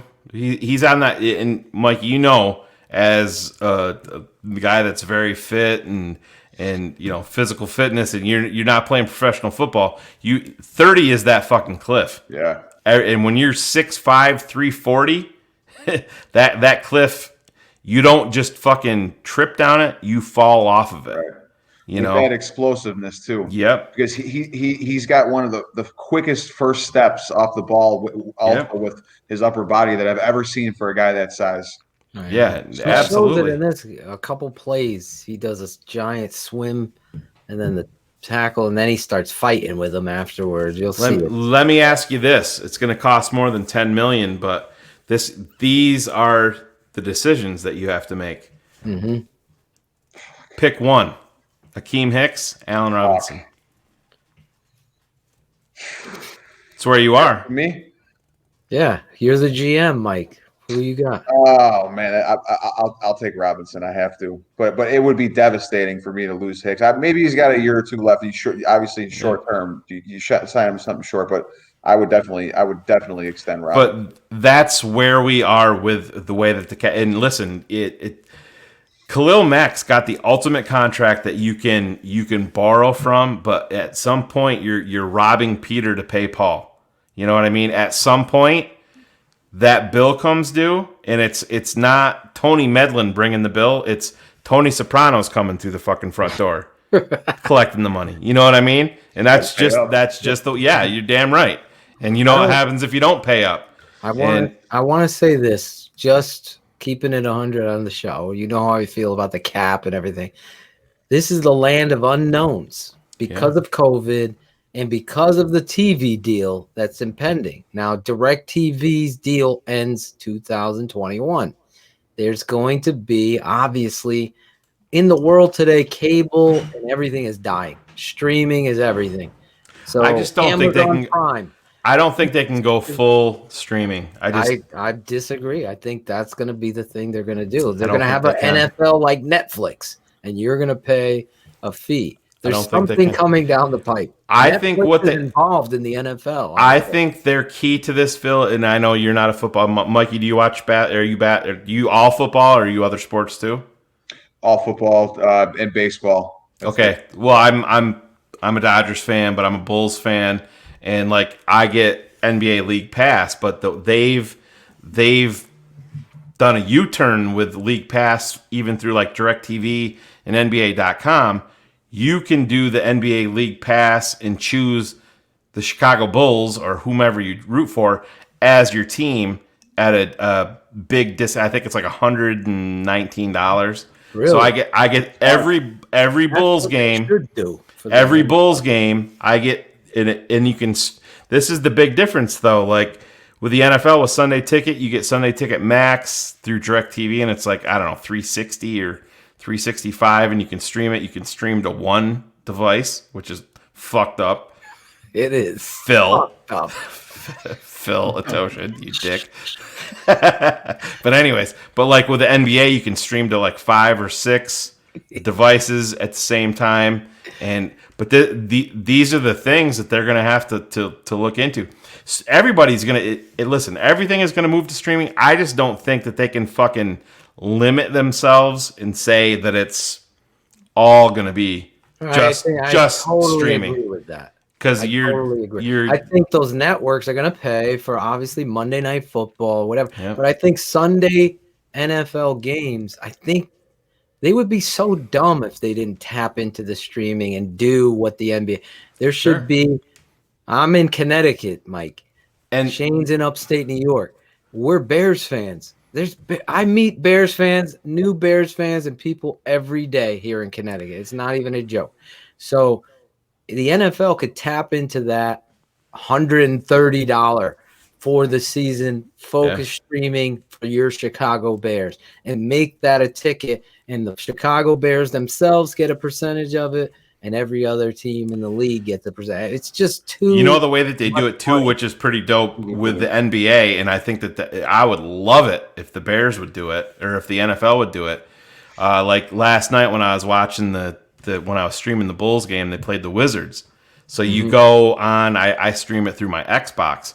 So I go to the NBA.com app through my Xbox. You go to the Bulls, you go to watch live, and then it gives you 2 feeds. You can watch the Wizards feed with their announcers, or you watch the Bulls feed with Stacey King and Adam Amin, and to me that's fucking awesome. Or you can listen to the radio feed, or however you're doing it, and that to me that'd be great. Illegal streams at the bottom of the don't do that on here, man. We don't need we don't want any of that stuff. Take that shit down. Keep that in the chat, and that's fine. And those people, I see people on Facebook streaming it. I just think the NFL would do good by the fans. Again, this network has uncovered a lot of good things, and that people realize, hey, I remember when you guys said that, and it comes to fruition. What they should do is sign a deal with one of these Hulu, Amazon Prime, focused fan ticket, and you as a fan could buy into whatever team.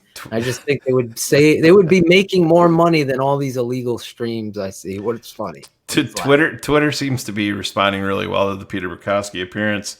I see Jay Bills just tweeted Peter Bukowski and said, "I'm so proud of you, man, for learning what an RPO is tonight on TTNL." Jay Bills came on. Yeah, shout out to you, Jay Bills. Listen, this is amazing tonight. We got our last segment. I don't want to. Mikey T. He's a guest on here, and he's showcasing. We have 2 segments left, Phil. You're forgetting. We got predictions. Predictions coming. Predictions. What I was talking about. Shout outs is our last. Shout outs is really. This is the end finally of 2021. I mean, 2020. We're going into 2021, so this should be special tonight, Mikey. You have taken the nerd glasses off from cars and sat in 4 cars tonight. And I got to say, the fans were putting it to a vote, cars. You're in Florida sitting by the fucking ocean. Couldn't come on. Playing golf all day. Playing golf. His way of telling us he's not going to be on the show. Have a great show, guys. I'm in Florida. Nerd alert. Exactly. Mikey has stepped into the pocket and he's delivering. Honestly, Mikey, I don't fucking blow smoke. I honestly wouldn't even bring it up. You've been awesome tonight. Such a blast. We talk about bringing patrons on the show, and Mikey reached out to me with his love for what we do here. It was very humbling. And then, of course, being on the Bachelorette and the story as we get into shout outs. Listen, buy some swag. I know Sandlin's getting pissed at us right there. www.superiorembroidery.net, TTNL, shop home. I think you can just click on it in the chat now. Go over there. I just ordered, Shane, a zip up hoodie with the TTNL on the left shoulder blade. It's going to be, and then on the back it says Keepin It 100. So you could do anything you want. Jamie over there at Superior Embroidery, phenomenal person. I call her Olivia Newton-John. She'll work with you. She got chills. They're multiplying, whatever the song is. Get over there. Buy yourself some swag. We did a little bit more business. Uh-oh, Phil. We got a hater. You want to address him? This guy that plays music loud over his video and talks over himself. Oh, Freedom Burgers. I don't know what that is, but I guess Freedom. That's a jealous little bitch is what that is, Freedom Burgers. There you go. Jealous little bitch. He likes numbers too, I'm sure. He does. Yeah. What's a Freedom Burger, Mike? It's what they feed Charles Leno to fucking fall over when he's rocking a fucking 230-pound linebacker. I love people that troll. We always get a troll. But the thing about this show that makes us different before we get into the bowl that we actually get views in an audience? Does that make us different? Oh, I'm sorry. No. We actually confront everything. We do. We don't just ignore it and pretend like it isn't there like some of these other shows. But let's get into it. Every week, the Cherie Burnett segment is... Big plays are nice. They're nicer than big plays, Coach Nagy. It's time for bold prediction. I mean, if I'm going to root for a team, I want to give it all I got. Next play. Pass. There was no rhyme or reason. You drove down the field. Mr. Montgomery breaks a huge run. If he scores on the run, you don't got to worry. But you do got to worry because he gets tackled at the freaking 15. There was no rhyme or Next play, shotgun.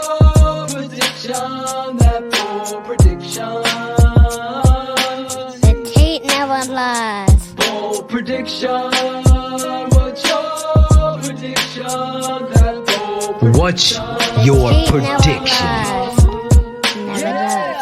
The old line is playing shitty. What's the skinny? No identity. If Nagy can't find it, there's a secret with the enemy. Red zone opportunity. Once again, they gotta settle for 3. The reality of coaching when the defense has to carry the team. Prediction. What you think would happen versus what does. A light year from the Super Bowl and now we're losing buzz. Nagy has no answers, just predictions that don't change. The segment is the truth. Give it by the guys and feeling shamed. What's your prediction? That bold prediction. The tape never lies. Bold It never prediction. does. What's your prediction?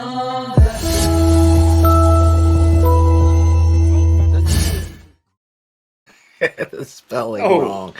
What are we gonna do? What's up? He's What back. happened? I thought I saw Leno come on here. That was weird. Yes, What's going I thought he on? pushed you out of the way. I couldn't believe it. Finally, he made a good block. Dude, that song, man. I don't know. That song gets me in the mood. It's like To kind of a little predict? R&B vibe there. It's a little, you know. Yeah, that's the other thing we do on this now, where we make original music by yours truly, DDP, the Notorious. At this point, we get into the predictions. This is it, guys. Fucking football season comes down to how you want it. You dream about this as a kid, Mike. Bears versus Packers. All the marbles. Get in the dance by winning. You control your destiny. This is what it's about. What are your thoughts? Give us your prediction and your bold prediction for this game. All right. So my keys to the game, along with the prediction, is when we talked about this, right? You got to fucking get to Rodgers. You just have to. You got to press up on the line of scrimmage. You got to make him uncomfortable. All right. Defensively, offensively, no tricks here. Run the damn football. Get the offense in a fucking rhythm. Get Montgomery in a rhythm. The Packers run defense is mediocre, right? I mean, just run the football. I don't care if you got to run the football 50 fucking times. If you win the game because of that and because you get a couple of big pops with play action, run the football. All right? So my prediction in this game is going to be 27-24 Bears, as long as they fucking listen to what we're saying here. All right? So is it coming down to a field goal with no time on the clock? If it comes down to a field goal and Santos is kicking, I got all the faith in the world in that fucking guy, man.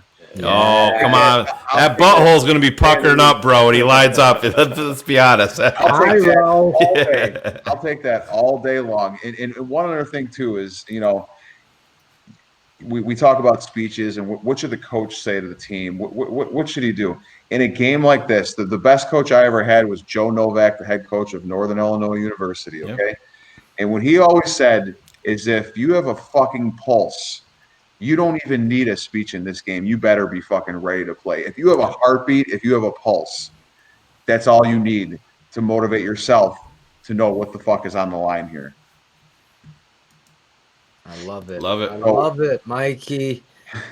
I'm praying that you're 100% right. Shane.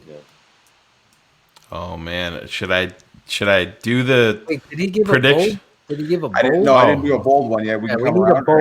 I don't want to leave without you doing a bold. Give us a bold. Bold, I'm going to go with, let me see. I'm going to go with Hicks having 3 sacks. Oh, we didn't say crazy. We said bold. You can do it, man. He's awesome, man. I love the guy. Just fucking play your ass off this game, man. Hey. Listen, he got it in him. He can do it. He is a tremendous football player. Shane Marsaw in the 2-hole. Yeah, I've went back and forth on this. I mean, am I 100% confident? Absolutely not. I mean, I'm just gonna keep it 100 like we always do here. But I can't pick against my boys. I'm holding out hope that they're gonna. Phil, I'll break it to everybody here. This is what I shared with Phil and Greg today. I shouldn't even be putting this out here, but I felt like the Bears are going to come out and we're going to be like, holy shit, these guys are playing a complete game. Both sides of the ball, all 4 quarters. And my fucking typical Chicago Bears, fandom, where they kick us in the nuts. Is, well, Mikey was talking about a 3-point game. We bring Santos out down by fucking 2. Santos goes out to kick the game-winning field goal and fucking misses it after he's had such a great season. I said that would be the typical fucking Bears ending where they would really drive the stake through our hearts. But there's talent on this fucking team. I think Mitch wants to go out with a fucking bang. I think he's going to be locked in. I really, really do. I think Matt Nagy realizes he's at the end of his rope and he knows where his bread is buttered with 32. And I think they go out there, and I think the Chicago Bears shock the world. And I think they beat the Green Bay Packers 29-26. The Bears always have crazy numbers in those games. 26, you don't see that too often. 29-26. I think it's going to come down to a Santos field goal. I really do. Make it as you're predicting. Yep, and I do. I have, Mikey, I do. I've said so many times this year, here we go. This is going to be the one he fucking misses. Here we go. He doesn't let you down. And listen, even back to Parkey. Parkey never fucking shanked it so it was, Connor Barth, where it was fucking 14 yards to the right. He'd hit the uprights and shit like that. Santos is fucking true, dude. That shit is fucking dead on. And he hits it fucking clean. The all pro. Pat O'Donnell with the hold, getting the shit straight. The snap, everything is good. But I think it's going to come down to Santos. I think Bears fans are going to have a heart attack. I think we'll probably lose a couple Bears fans that fucking have grabbers and they fucking bounce out because of the fucking stress of all this. But I think the Bears are going to shock the world. 29-26, Chicago. We're headed to fucking New Orleans. And the fucking ghost of Zach Miller is going to fucking carry us down there also. And we're going to fucking see Green Bay again. And we're going to see Peter with his fucking handlebar mustache. Nice. How about a bold prediction, Shane? Okay. My bold prediction is that Mitch Trubisky plays like what Ryan Pace drafted him to play like. He's going to surprise us. Listen, there's been no bigger detractor of Mitch Trubisky on this network than me. I still don't think he has. Listen, I put out a fucking tweet yesterday that went ape shit. I gave Mitch credit. Listen, this kid, I don't give a fuck what anybody says. He's got his faults. He is not a bust. Was he overdrafted? 100%. He's not a bust. He's not Ryan Leaf. He's not Jamarcus Russell. It's still too early on Dwayne Haskins. A lot of shit going on there. Can he turn it around? Yes, but come on. When you're off of your team in year 2 as a top 15 quarterback pick, that's a huge red flag. Is Mitch a bust? No, he's not. Overdrafted 100%. I think we're going to see Mitch go out there, ball out, play with confidence. And here is my big prediction on Mitch. I think bold prediction. He's not going to have one. He's going to have 2 deep balls for touchdowns in fucking stride. That Bears fans are going to jump out of off the couch. Number 11? Number 11 catches one? I don't know who's going to get it, but he's going to hit. Phil knows how much that deep ball to fucking Komet killed me. I know JP Holtz is on the fucking hook for that. Definitely on Holtz. I've told yes, but still, we see that play made each and every week. First play of the game, fucking deep. Have we done that once this year? Claudio, I've talked about it for years. That's the way that Andy Reid sets the tone. Yeah. They come out, they attack within the first 3 plays deep to set. You don't even have to fucking connect on it. It sets the tone. Oh shit. They're ready to go. Play action. You have to. Too, not yeah. Sit back and I hear you. On and deep. Play action deep. Yeah. Whatever. Take a shot. I agree. Get under center. Go back with 2 tight ends. Just put Mooney and Robinson on the outside. Keep your tight ends in the block. First play, you're running that fucking ISO up the middle, and you fucking drop back off action, and you throw. Just 2-man read. Which one are you going to? Where's that safety? If he goes to Allen Robinson, fucking turn, and you throw it deep to Mooney. I would always. That'd be sweet. I would always go. But I see 2 in store for Mitch. There you go. I do. You got 2 bold predictions from Shane on the last show of 2020. The first year of the Tape Never Lies Network, it's been amazing. What a growth of some numbers Shane has. Talk about Peter Bukowski with numbers. Numbers don't lie when it comes to a show. I can agree with Peter on that. Claudio. So I mean, prediction and I'm bold feeling. prediction. Yeah, I mean, we've been on a pretty good momentum here these last few games, putting up points. I think we're gonna keep it up. I think the defense is gonna come out fired up, and I'm happy. But I'm feeling good about this game. Usually when we play Green Bay, I'm always a little worried, this and that. But the reason why is because my bold prediction. My bold prediction is number 50.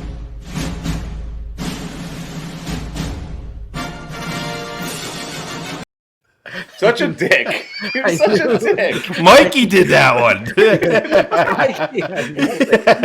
It's like, stop. My God. You got number 50. I don't give a fuck that he smokes weed. They all smoke weed. Smoke weed every day. There you go, Claude. All right. You done? Are you grown up now? Yes, grown up? we're All done. right. Go ahead. All right. He wins presidential. So, anyways, I think Mac. I'm kidding. That's it. I'm done. Get Leno back. Get Leno back. Dude. Are you done, dude? What the fuck? Oh my God! I could do the same thing to you every fucking. Okay, I know. So it's gonna happen. It's right. All right. So listen, I'm trying. Mac will do a strip fumble and knock Aaron Rodgers out of the game in the third quarter, and he won't fucking come back. He won't come back in the fourth quarter and beat us. He will be out, and we will win this game 30-21. Nice. Take it. Boom. Nice. Does Green Bay have more than 75 rushing yards? It doesn't matter. They lose. Running doesn't Ask matter. Peter. Shane, you didn't listen?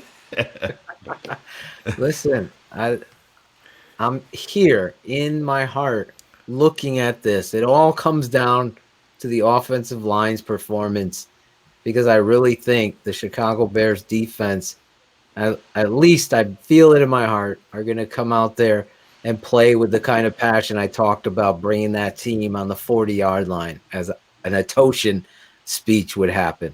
Get this defense motivated. They can play and beat anybody. So where does it win?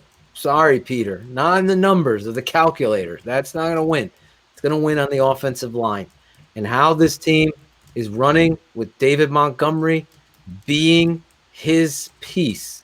The identity has been found. Whether you want to believe Bill Lazor, the offensive line coach, Juan Castillo, whoever got in Nagy's face, ear, head, Mitch Trubisky pushing back. You hear it, Roquan today, as Shane said, these players know the formula to win. It's all coming down to that line. For me, it's going to come down to a field goal, but I'm going the other way. And it's going to be 28-26. And the Green Bay Packers have driven down the field, and here we go. And here's Mason Crosby lining up for the field goal. And the Chicago Bears wind picks up. Walter Payton, Gale Sayers, huff and they puff, and that fucking ball goes wide right, and the fucking fans and everybody are going to celebrate. That's as much as I could bold predict anything. I just feel like this team is due to go out there and play the game of their life because they're going to have to. They're going to have to, as you'll see tomorrow. They got to play with every play matters. No wasted fucking gimmicks. No wasted downs. Got to make all the catches. And then my biggest bold prediction is right in Peter's face is David Montgomery, 143 yards rushing with 2 touchdowns in this football game. He's going to be the reason you win. He's been the reason, the turnaround, and he'll be the reason, if Nagy's smart, that this team wins on Sunday. So I got it 28-26. Like Shane said, I felt like a weird number. 28-26 is what I wrote down earlier today. I'm going to stay with it. Crosby, I don't know if he'll doink it.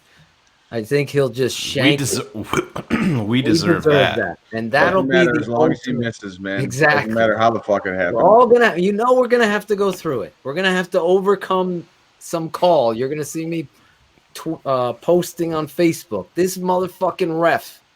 I mean, Khalil Mack gets tackled by Bakhtiari sometimes, and there's no call. So we're gonna have to fucking do it. Hopefully, as HL Priest is saying, that the Cordero Patterson effect on Matt Nagy, whatever love they have for each other, he doesn't invade this game. So I'm with you. I saw a lot of fans. Everyone's really picking the Bears. I'm feeling good about it. JP Bump, he says we don't stand a chance, Mike.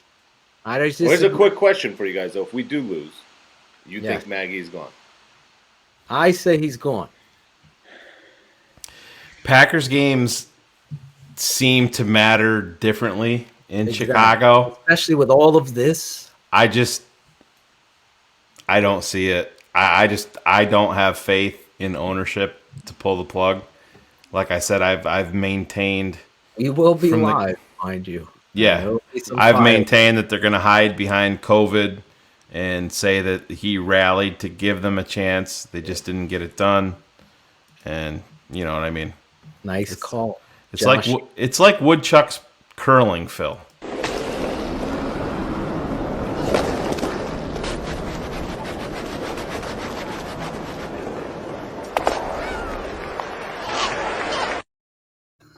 I have no idea. That's not real. I have no It's idea. gotta be photoshopped. Anyway. No, it's real. Well, Phil, okay, so if you think if they I lose, think Nagy, if okay, they but lose, I believe in my heart they're going to do the right thing. You cut the head off the snake. but That's what if we lose, but the Rams win and we still make the playoffs? you fire Matt Nagy? You don't fucking win by losing. Anytime. Well, that's what I'm asking you, though, that you think they'll still fire. But Phil, do you have faith that they'll do that in Chicago? I have 50% faith. 50%. I have, honestly, I just think this, like you said, these games matter to this family more than any. Look at what else is at stake here. Playoffs, turn around the season. I hear you. So what do you think, I think Mike? that has to matter for something. And I don't believe in Adam Hogue's writing his story. I thought it was trash. I totally could destroy every point with a counterpoint, like with Peter tonight. So I just don't see the merit or worth of a coach. If you go out there, what if they go out there and fucking get blown out again, 45-20? You don't think he's getting fired? Well, I think there's a difference. I think there's a difference with that. I think if they go out and get beat and sneak into the playoffs, I don't think there's a fucking chance in hell they launch them. I just don't. Just to be correct with Jeff, because I know he's a smart ass, I'm saying there's a 50% chance of he asked me, the McCaskies doing the right thing. For me, it would be simply 100%. You fire this guy. We've seen him. Matt Nagy's the issue. It wasn't Trubisky. That's been proven. It wasn't anything else other than the philosophy and the system and the accountability. Anybody can, just like Mike said, he's pointing out the great coach for Northern Illinois. Anybody could be a coach. Not everybody could be a great coach. So you got to be able to hold these players accountable. And really, this should be the giant litmus test, as we said in the beginning of the show. This is the greatest job interview. The fucking McCaskies have so much to gain here. Anyway, that's it. Well, Mike, what do you think, Mike, real quick? I think if the Bears back into the playoffs with a loss and a Cardinals loss, the only way Nagy comes back is if we go to New Orleans and beat them. That's the only way I think he has a chance. In my opinion, at least that's what I would do. I agree with Phil. I think and the game matters too. I mean, if you lose in the game on a last-second field goal and we lose, but we still make the playoffs and we go to New Orleans and win, I would say they're probably going to keep him. But if you get blown out of this game, I think it's over right then and there. As soon as that fucking game is over, he's gone. And I think Pace is gone. And I think you start from scratch in terms of those guys. Here's the thing that I really do believe. I brought this up with Phil today on the phone. You could look back to when when Lovie Smith was here. Whenever they played the Packers, they struck early. Green Bay did. Green Bay would get the ball, they'd go down, they'd take a 7-0 lead. Bears would go 3 and out, 14 or 10-0, and then the Bears would settle in. That's huge. Can't happen. That cannot happen this week, and that's exactly what Green Bay did last game. I think he broke it down, Phil. What was it? An 8-play drive, or they took 8 minutes off the clock. Maybe it was a 12-play drive. Touchdown. The Bears have to come out early, make a fucking statement. If they kick off, they cannot go down and let Green Bay drive down the field and punch it in for 7. They can't. They have to make a fucking statement early that we're here, we're on our home turf. This is a different fucking team. I don't give a fuck if you're a Hall of Fame quarterback. I don't give a shit that Aaron Jones is over there. I don't care. This is different. This is in our place. We're going to dictate how this goes. We're a different Bears team. We have horses on defense, and we're going to fucking let them play. I couldn't agree more with that. You got to make it. You have to make a statement, no matter if you get the ball or if you're playing defense. And that statement can be a fucking huge hit, a clean hit on Aaron Rodgers, and you put him on his fucking back, and he gets up and he's like, "Oh shit, here we go." Or it could be on offense. It could be A-Rob fucking making a great block on a little wide receiver screen or something that just gets the momentum going. Right away. If we don't get pressure on Rodgers, I don't think we win. We have to. No, it's over. Hunter, that was my first key, first note. Yeah. You gotta get after them. They can't be loafing around.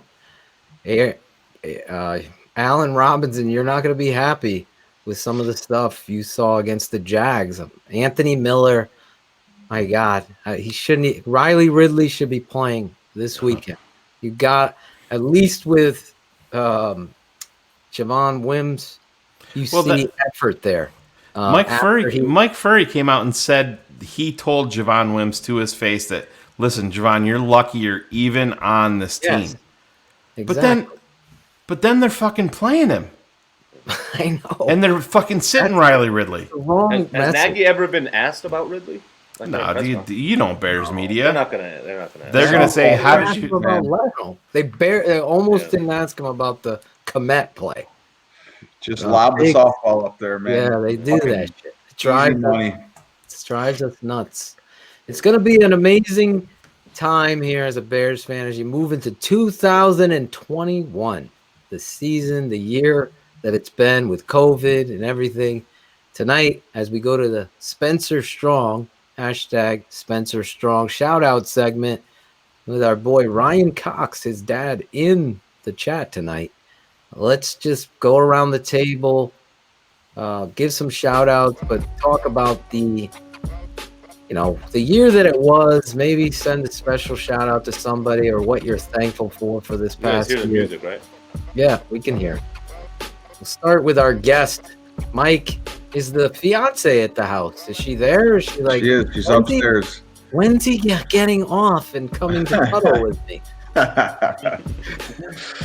So yeah, my shout outs go to all the great coaches that I've had in my life in the game of football that have taught me not only is football a game, but the game of life and how similar it is and how much it transfers over. And there's too many of them to mention, but I want to give a shout out to them and obviously my brand new fiance. Those would be the two that will ring in 2021 with me. What's her name? Caitlin. I wanted to shout her out too. I appreciate you jumping on tonight. Just recently engaged. If you're tuning in late and you haven't heard, Mikey Tenerelli. Not only is he a patron strong, what number was he? 492. Yes.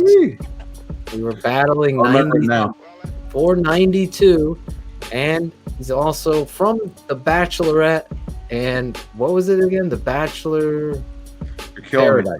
Bachelor in Paradise. No, what is it? You're right. You got it. You got I it. got it right. Look at that. You got it right. Bachelor in Paradise. See him on ABC. He's also a huge fan of our network and our show. And right now, our fans, 100, the 100 crew are like, more Mikey. So, Mikey, we're going to have you back, man. Anytime, guys. Doing Anytime. I love it. I'm so happy to have you on here with us. Thank you. Thank you. Shane, do you have a shout out? I know you love the shout out segment. But it's the last of the year, so you got to give at least one. Yeah, I'm just uploading something here. Oh, real okay, you quick. want me to skip you? No. I'm good to go. I was gonna give a little shout out to Mikey and his, there he and his is. fiance there for everybody, so they could see it there. Mikey out kicking his coverage. Look at him. Yeah, right, baby. That's one thing on this show. Every one of us did, man. That's where we're lucky guys. But for sure, Mikey, I want you to know that as soon as the show is over, I'm gonna head right upstairs and I'm gonna say, you know what? He's not a little bit of a dickhead. He's a fucking great guy. So I got your back, bro. I don't want you to get into any more fights. No, but hey, Mike will let you agree with her just to keep you out of trouble. Anyway. Yeah, there you go. No, but hey, closing out 2020, it's.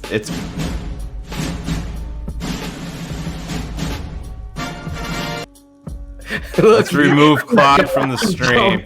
He jumped off the screen. Yeah, I couldn't wait. I'm sorry, Shane. I could see him. I could see him. Too much. I could see him. All right, go ahead. Man, I was going baby talk and everything, and he's fucking killing me here. No, but it's been a crazy year, Phil. You know the whole backstory and all that. I mean, just this worldwide pandemic, everything on top of it. Losing a baby last year, being blessed with a baby now that's going to be here in 2021. It's it's an emotional time for me. Phil, like I said, you've been through the ride with us. Can't wait for that. Looking forward to it. It really puts life overall in perspective. I mean, I live and die with this football team, but when you have real life stuff in front of you, it really, really grounds you and be like, oh shit, this guy didn't make a play. Charles Leno missed a block. That really shouldn't matter as much as it does in my life, but it does. But looking forward to kicking off this new year with all of you guys here, expanding my family here at home, bringing a daughter for the first time into my life, which is going to be a new experience for me. Totally looking forward to it, but I can't think of any better way than to close out this year with you four here talking about the Chicago Bears and having it all on the fucking. What more do we want? We want to close this out. Everything on the fucking line. Green Bay Packers, Chicago Bears, Soldier Field, playoffs on the fucking line. Let's rewrite the fucking script. Let's throw the fucking numbers out the window and let's go shock the fucking world, because you know what? You get into the fucking dance, you do not know what's going to happen. And there is not a fucking team in the NFC that I am completely scared of and says, oh fuck, cannot touch that team. You get in there and you have a running game and you have a defense, you can do some crazy, crazy fucking things. And that's just the way it is. And shout out to the fans, our patrons, Mikey, Claude, Phil, Cars, Florida, all of you guys, everybody behind the scenes at TTNL. I love you all. I love where this is going. And let's fucking cheers to 2021, because we all deserve it. I mean, it's been a crazy fucking year and we deserve better. And I really think us as a people, us, just as a race, as a human race, are headed to bigger and better things. So cheers to that. Well said, man. I don't know what Claudio dropped the beat. Yeah, I dropped the beat, so let me just bring it back. Go ahead, Phil. Well, I usually go with a beat. Let me grab it up real quick. My bad. I will start though, Go so ahead. there's no dead air on here. So let me say this: I am humbled by what transpires when people have reached out to me and said, listen, I know how much you hurt. This is very hard for you, but God has a plan. Something better is going to be around the corner. And you hear that, and a lot of times you blow it off, and you're like, you know, when someone passes in your family, I'm so sorry, my condolences, and you hear that, and you become numb to it because you're dealing with the shock of what transpired. And that's how I was in dealing with the old network, with the amount of passion, time, energy, and effort put into what we were building there, or what we thought. But those people who said that, all of you in the chat and where we are on this network, we're 100% right. And so it's so important in life to listen to those little things, as Shayne is talking about his child coming and life in above itself with COVID and the things that we have to deal with every single day.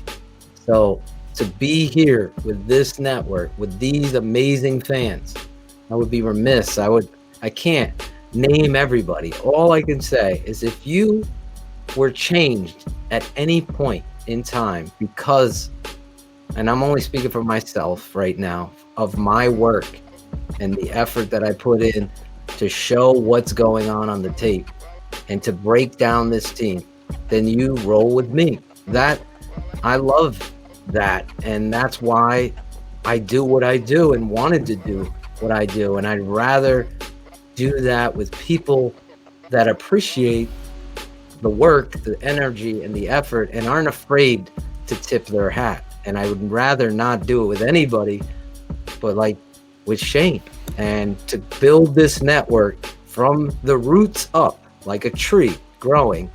I'm so proud of where we are. I'm so humbled. I think my wife was at, how many patrons do you have? And I was like, I think it's like 524. To even see that number in my head was amazing. And then people were telling us we'd never have that. 525 now. There you go. 5 as we're on the air. But that was, she asked me before. So that being said, I don't want to leave anybody out tonight. So I just want to make sure I thank you, Shayne, for believing in me and my talent, my crazy, confident ass going at it with anybody and everyone, because numbers lie, but the tape never will. And that's where this show begins. It will always end. And I am going to break bad news that it's 2021. It's not going to be the miracle that changes everything. It's going to be the humanity in you, the empathy, the compassion, and the passion that changes what's going on in this world. It's people like Mikey T that reaches out and is not afraid to be the person and vulnerable.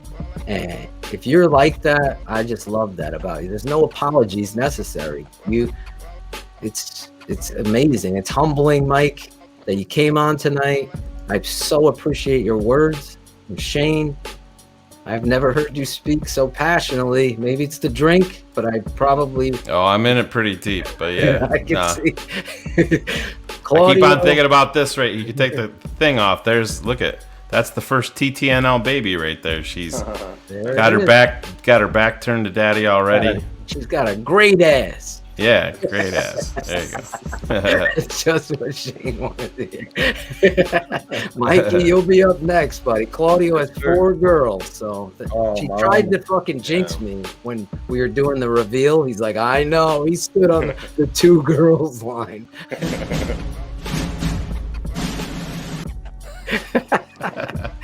Anyway, last but not least, I want to thank obviously all of you fans on the support. My father wanted me to thank everybody for all the support he's received. He's mesmerized by it. He loves what we're doing here because we're teaching football and we're also having a fun time doing it. So I want to shout out my dad and my mom. They're 80 years old and I love them so much. I wouldn't even be the guy I am if it wasn't for them. I want to shout out my wife. She is... Listen, when you find the right person, they're your best friend, Mike. You know it confidently when you kneel or whatever you do to propose that they're going to say yes. And you get into that place. I've never ever had to question this woman's support. I've never had to question her kindness. She's the most beautiful person inside. That makes her so much, and she's already beautiful. I already outkicked my coverage, so she's even more beautiful outside. I'm not saying that blowing smoke. She is everything to me, and I just love you guys. Couldn't ask for a better show. Before Shane cut me off, I was going to say one nice thing about Claudio, so let me say it. He's an uncle to my sons, as Shane is, and all. I tell my kids, that's your uncle. That's Uncle Mikey now. He's got Uncle Jim Larison. They got Uncle Greg. And that's how I roll in my life. So I surround myself with good people. That's what I do tonight. Claudio, you're one of the best people. I love the fact that you get the jokes and you take it and you could laugh at yourself and not take yourself so seriously. And it's a lot of fun. So this year has been a part. You've been such a big part of this too on this show. So thank you for jumping in there, not knowing shit about shit, and now take it over. It's all learning experience. Still learning. I'm still learning. You go. Well, I can't follow. It's hard to follow your thing up here, but let me just say real quick. Sorry, Shane. I didn't know you were going to bring that up about your baby. Yeah, I see how you are, Claude. I didn't know that. But I didn't even know about see that, how you are. I'll get you again. Don't worry. It's family. That's everybody. There's Claude and his beautiful wife. Yeah. Devin, Phil, my son Riley, myself, Hila, Tate, Steph, Heather Sandlin, Chris Sandlin. $4.99 right there. Yeah. Dude, how crazy does that look? Because we could not do that right now with COVID. That many people, no man. This is the dinner that we went to that Claudio didn't even know that he met me there. I was like, wait, you had pizza in New Haven? Modern Pizza, New Haven. We're gonna get there soon. Bring that. You got that dude. We forgot to upload the pizza. Oh yeah. Well, let me real quick because this is the first shout out that I've had. Go ahead. First shout out I've had. I haven't been on the show to do a shout out, so I got a shout out. Obviously, my wife, everybody. Going through COVID, it was pretty crazy. My parents. I'm happy they didn't get it because they were with me the day before I found out. But some of the fans that reached out to me, I just wanted to say thank you to you guys, and and Phil and Shane, thank you for bringing me on to do this. It's been so much fun, and like I said, I've been learning. I'm still learning, and it's amazing what you guys have. Mine and Steph's idea, by the way, not Phil's. I know, trust me, Phil admits it. He admits I admitted it. it. He I have admitted no it. It's okay. confidence in it. I'm more in Mike Tenerelli than you. Yeah. See, I fucked up the music already. See? I'll just get rid of that. But he's not a good producer, but he's a good still guy. Still learning. But yeah, just like I said, you guys bringing me on, taking a chance, giving me a chance, and it's been fun. It's awesome, man, and hopefully we got a few more weeks of this. Hopefully we got We're not done yet, Claude. We're not done yet. We got a few more weeks, so it's gonna be awesome. But thanks again for everything. The fans too, especially like all the fans that reached out to me. Appreciate it. There you go. I would be remiss if we didn't say nice things about this guy, Lawrence Fleming, the voice of the intro of you, Mike. He is the voice that introed you. Let me play that again for you, Mike. I think it's down because I've been uploading so much stuff. Yeah. Yeah. Sorry, Mike. It's freaking awesome. He's got it. I'm going to text it. A better voice. I'm going to text it to you so you could play it to the fiance all morning tomorrow over breakfast. Playoffs? Yeah, damn right, playoffs. It all comes down to this. I want to thank all the TTNL family of network. Sandlin, number 499, and his wife that you saw in there. Lawrence Fleming, the voice. Ace, you see him in the chat. Jeremy Plashinsky. The bouncer. Cars, who's not here. We give him shit. We truly love that nerd. We needed our nerd to fight the nerd tonight. That would have been fucking awesome. That would but he sold us out. He sold us out. And that's it. You guys in the chat have been tremendous. Anybody have a final thought? Smoke weed every day. Smoke weed every day. Claudio. Let's end it. Wait, I'll get fun. Aaron Rodgers is a douche.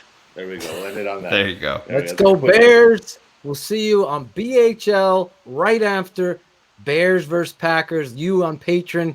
Shane and I will be live at halftime reporting on what was going on, and I'll give my little halftime fucking speech to the team. Hopefully you'll be joining us. Bears Hour Live Sunday, right after the game. Mikey T, you were tremendous tonight. That's no smoke. You're my starting Sam linebacker from now on. You have an open invite. We love you. I really enjoyed, obviously, I'm texting with you, now meeting you. Great job tonight. Guys, Shane, I'm sure you'll sleep well tonight, my friend. I will. I'm working on this bottle right here. Let's go, Bears. Damn, Fuck 2020. Get this shit done in 2021. This has been a Shy City Sports presentation and a Tape Never Lies Network production. Keeping it 100. Thanks for tuning in to the Tape Never Lies Network.